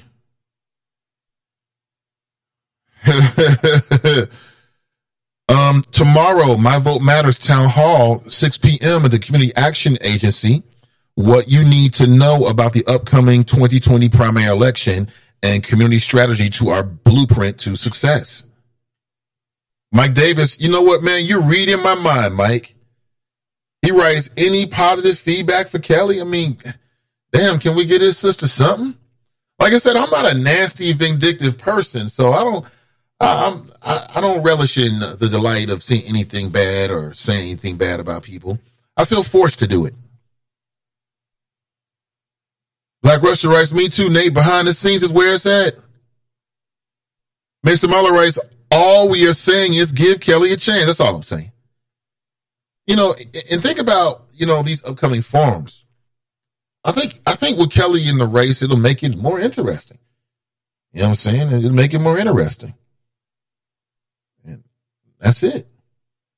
And here's the deal. Like, if Alicia Reese loses, then she'll run for mayor. At least that's what Jason Williams said. And others have been whispering that. So again, what is going to happen? We don't know what that is. You know, we can't make any assumptions that we know what's supposed to happen. Maybe this is what's supposed to go down. Hold on, what is this? Okay, we got to say, she didn't even say nothing when she was in here. Happy birthday to Jerica. Damn, happy birthday, Jerica. Can't forget that. I wouldn't even known if I didn't jump on Facebook. Oh, Jerica, you didn't say nothing. You got to let us know. I'm not sure how old you are, but happy birthday. It don't matter. She might not win the commissioner's seat, but Prather will be all right politically. Right. Kelli Prather will be just fine. Like you said, she got thick skin. She has thick skin. I'm glad to hear she's doing well. I like Kelli Prather. I like everybody. There's only a few people I don't like. Like that dude that was using black kids as a prop running for school board. What's his name? Meagerly? Mm-hmm. But I'm sure he's a great guy. Matter of fact, that's one of Black Russia's best friends. He swears up and down he's a great guy. I'm sure he's a great guy. Using black folks as props. Who are these kids with these 5 size, 2 big t-shirts on?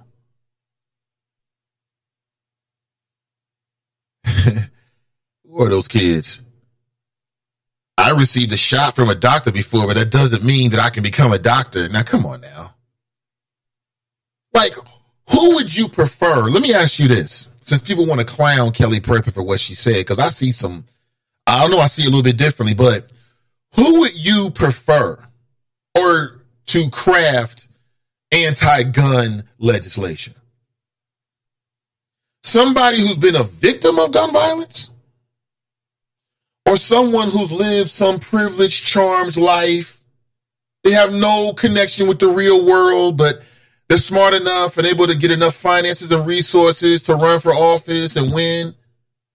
Like, who's going to craft who's more likely to craft anti-gun legislation that really is going to have an impact with the communities that it really needs, other than somebody who's actually been a victim of it, right? Or who's been close to it.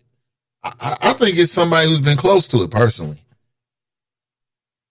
So I know that, I know that Black Russia told a little joke about, oh, she's like 50 Cent, but I think that you actually shitting on something that you should be looking at a little bit differently. That's just my humble opinion. I could be wrong. I got shot with a BB gun in North College Hill. This is Mason Mahler. In a fight between South Lynbrook and North Lynbrook. The North didn't want that smoke, LOL. So South Lynbrook and North Lynbrook were fighting back in the day, huh? Got shot with a BB gun. It's like a civil war with that motherfucker, right? Oh, that is hilarious. DD writes, Mike, she has what? Perseverance? Because the timing seems to be in question here. DD ain't letting it go now. Chopper's, yeah, it is what it is. Tracy is mad at me still. She was like, let's not say nothing there. I don't know why Tracy is picking a fight with me this morning. I do not know why. I'm not going to give into it. I'm not giving into it, Tracy. It's not. Mike Davis writes, Mike J, our own people are our worst enemy. Ridiculousness. I've said it again. My folks told me this, is that on some levels, black folks are black folks' problem. In some cases, it's not the white man keeping you down. It's the black man or the black woman. And because of their proximity, sometimes they can be much more injurious. That is the truth, even in this city. And if you're in your 40s, your late 30s, even your 20s, you've experienced it. If you got out here and try to do anything and interact with people, you've experienced it. It's a lot of that. And sometimes it gets dressed up on some pro-black-ish. That's the way they do it a lot. And it's the blackest among us that's sticking the knife in the deepest. Because you let them get close to you. Ah, man. It's sad. Sad. It very is. We's our own worst enemy. Isn't that what Tariq Nasheed did? It's hilarious.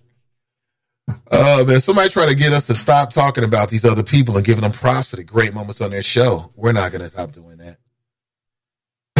Come on, man. That is hilarious. Black Russia, she is going to share her gun violence plan with you. That's right. You question her plan, she can sit you down and tell her plan. She can sit you down and get her plan to you. All I'm saying, man, I mean, you got all these great political ideas. Go ahead and share them then. Go ahead and tell her.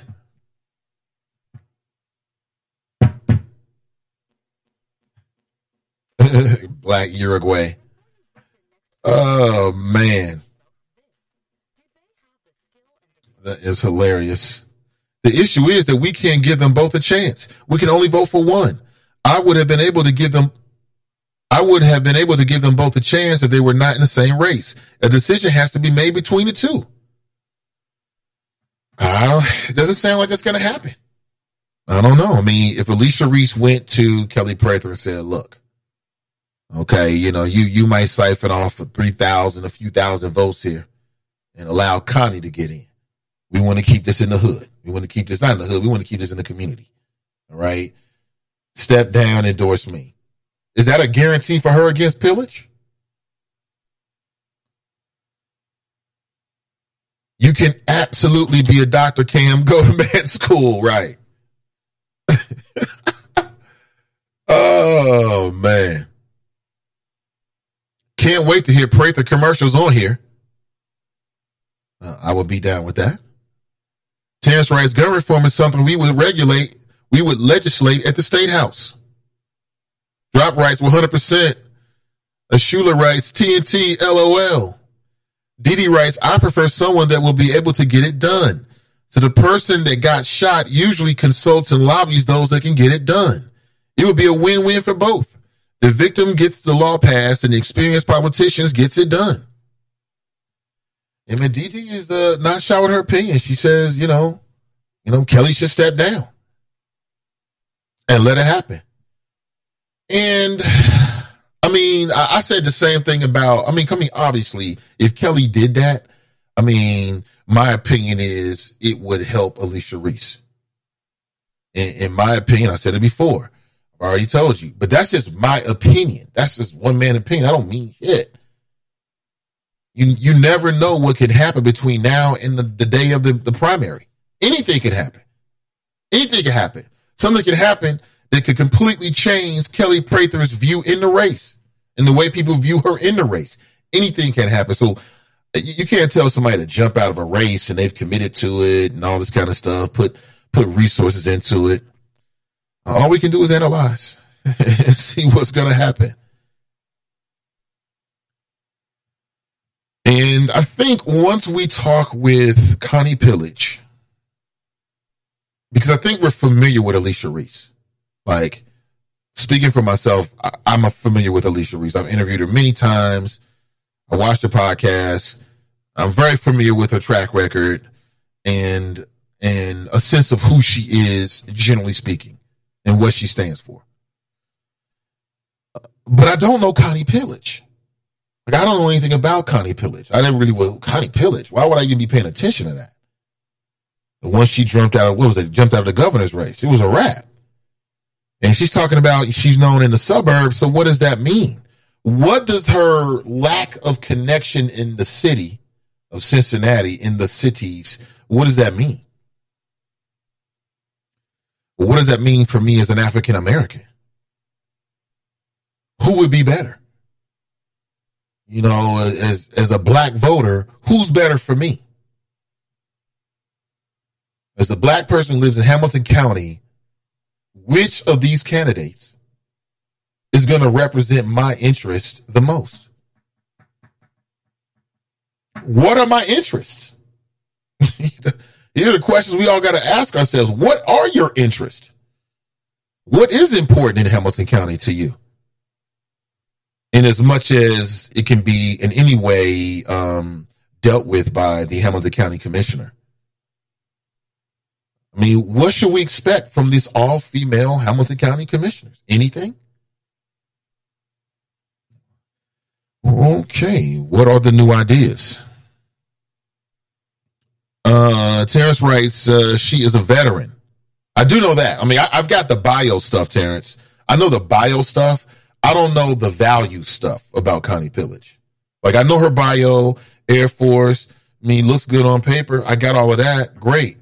But who she is, what she values, does she know black people? Does she know what's important to me? Right? Does she have any connection to my experience? I know Kelli and Alicia do. So these are questions that we will have to get into. Pumazic writes, Pillage is more than likely less connected to the needs of blacks. Yeah, no bad, man. It's all a conversation. It's all a conversation, man. I appreciate you being here. Cam writes, pistol packing Prather for county commissioner. Vote for me because I've been shot before. I hate that I didn't get a chance to hook up with you, Cam, when you came to the city, but next time for sure, brother. Absolutely. Yeah, it would have been. The game was a good time. It was a good time. Ohio Kings, they lost, but it was a good time. Muhammad Fall for the Ohio Kings is a baller. They got another brother named Aaron something. I can't remember his names. I was damn near close to memorizing those names in that short time frame, but now I just completely flushed it all out. But they got a brother, he's light-skinned brother with braids, Aaron something. He's pretty good.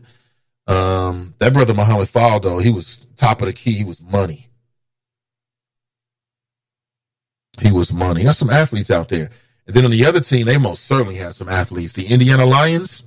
Like, if you like basketball, go check it out. It's b-ball. That's what it is. But, you know, I like it for a lot of different reasons. And not the least of which is that it's black-owned. And it's a new endeavor. And I thought it was pretty dope. I had a good time. I will be back. Yeah, me and my boy, me and my son. Y'all might see me out, me and my boy and my children. Here's a commentary. Sheriff Neal's Trump rally visit comes back to haunt. Written by Howard Wilkinson for WVXU this morning. And, I mean, did the Democrats really not give him an endorsement because he went to a Trump rally? Like, is that really the worst thing in the world? I'll be honest with you. To me, going to the Trump rally ain't a good look because, I mean, you're emboldening the president and local Republicans and giving them a visual endorsement. Never good, right? But I'm far more, and that's bad enough, but I'm far more interested in like your everyday, day-to-day actions and policies as a Hamilton County Commissioner. Now, if those are Trumpian, your ass got to go. You got to go. You got to go. I'm even reading that, and this is Cincinnati.com, Jason Williams, he's saying that this is going to backfire. Potentially. Why Hamilton County Democrats will regret what they did to Sheriff Jim Neal. He says they're going to regret it. Again, Jim Neal is seeking his third term. So that means he has a base.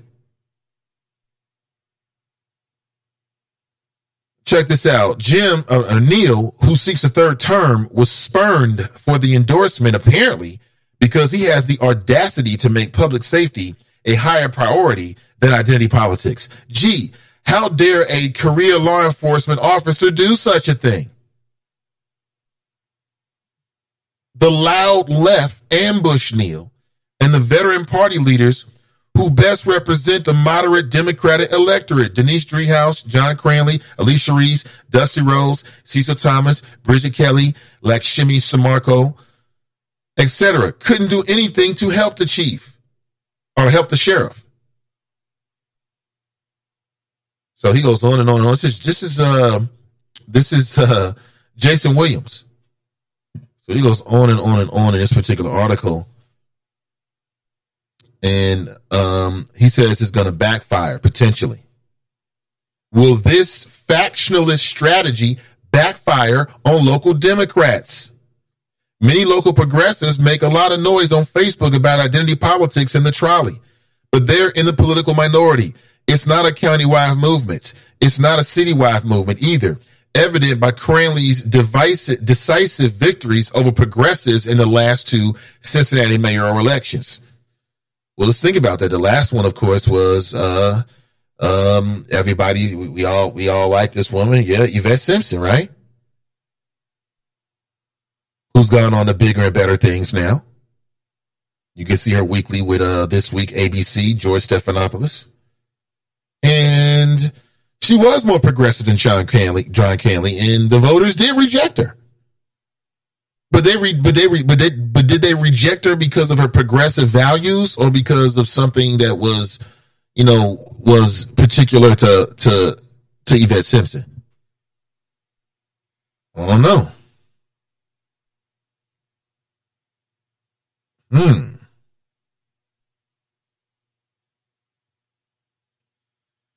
Very interesting. Sheriff Neal is a general election powerhouse. He made a mistake by going to the Trump rally, but he's still liked on the heavily populated West Side.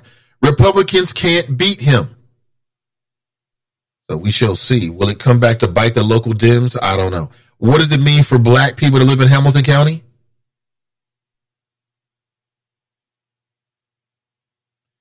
TNT writes, whatever office Kelli Prather runs for, she will be a great advocate for the people. Whether she wins the commissioner's race or not, she is still a relentless fighter for our community.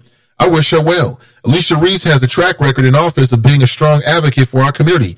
Two powerhouse women that I wish was not competing against each other, but unfortunately, the best woman of the two will not win because white liberals will vote for Connie, and the black vote that is already low during primaries will split, leaving Connie Pillage with a complete advantage. We are doing our part to get the community energized with town hall and Kelly's forums, but if we don't increase voter participation, this race will be over before it begins. Hashtag truth hurts. Damn. Mike Jones writes, Jim Neal and Dusty Rhodes can kick rocks. Broadway Flo writes, Democrats would never vote for someone like Trump. Oh, I forgot. Biden is the front runner. Why you keep bringing up old stuff, man? Leave Biden alone. He's doing a good job right now of convincing people to keep Trump in office. He's doing an excellent job. Let him do his job. So, yeah, I agree with TNT. I do. I wish they weren't running against each other. I do. But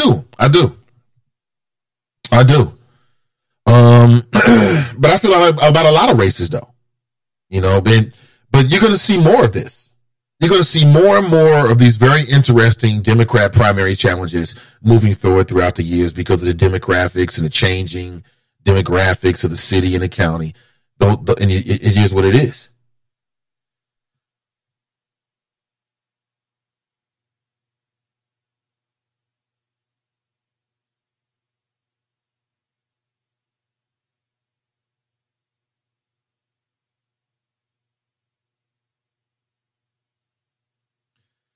TNT is 100% correct. If people are able to turn out new voters, the balance of power could shift. 18 and 30-year-olds are the largest available voting bloc, whereas older people routinely vote.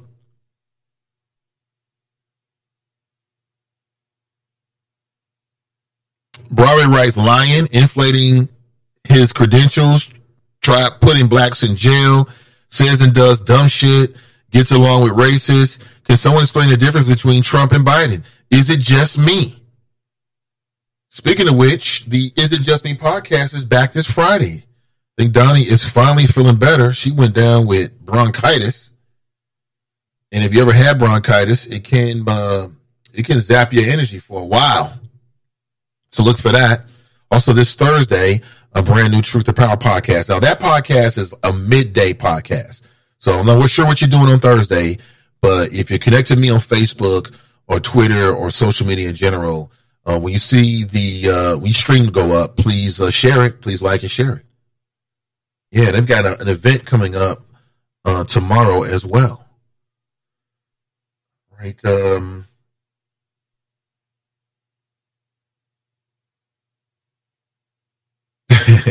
Hilarious.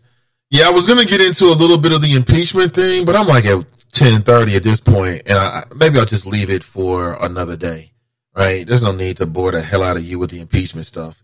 I mean, this all ends one way. Even though Hakeem Quotes is trying to get me to watch it by quoting Biggie, Hakeem Jeffries is quoting Biggie Smalls during the Trump impeachment trial. He's trying to get people into it, but we know how this ends. Acquittal. Trump runs the victory lap, and then people have to make a decision as to how they feel about the senators. That's what's going to happen. Before we roll out of here, let me jump inside the Friends page. Judge set to rule on city's effort to end lawsuit filed by Plush family. I'll start the show that way. Trump supporters, Diamond and Silk, say he's being railroaded the way blacks were during Jim Crow. Oh, dear Lord, really? Uncle Tom was a man who refused to be black women, urban intellectuals. Okay, I'm hip to the truth about Uncle Tom. Somebody calls you Uncle Tom, maybe don't get so mad. What is this now? I'm not even sure what that is. Texas teen won't be able to walk at graduation unless he cuts his dreadlocks. Oh boy. Downtown OTR bar under scrutiny. That's right. So they're looking at these downtown bars because they have some complaints. And I'm not surprised. I mean, I've driven down there like 2 a.m. I've been out and about, and you go past there and it's like, depending on the weather, man, hundreds of people are just out and having a good time. But that's what happens when you got bars. I don't want to see people get shot and drugged and things like that and robbed, but that's what happens. Like, that's a great time to rob somebody. Unfortunately, they're inebriated and they're stumbling back to their car. And so there's people out there that'll rob you. You may have an expensive coat on you. Everybody's got a cell phone these days. These cell phones cost $400, $500, $600, $700, $800, $1,000 a pop. Speaking of which, my mother has the cheapest cell phone available to humankind. I mean, I'm looking at this woman's phone. I'm like, Ma, we got to get you a phone. Somehow she paid $20, $30 for the phone. I'm like, that woman. That's all I can say. God bless her. And listen, thank you for being here. I really appreciate it. What do you call someone who votes for a racist while calling his opponent a racist? Political dummies. Okay. The Chop Shop has a diamond and silk. They're men. Cotton and concrete. Cotton and concrete. Okay. All right. Cotton and concrete. Yeah, that works too. All right. Hey, listen, thank you for being here. I'll be back with you bright and early tomorrow morning. We'll chop it up on all the events that's happened between now and then. Have an excellent Wednesday, and we'll talk real soon. I'm Nathan Ivy, and I'm out.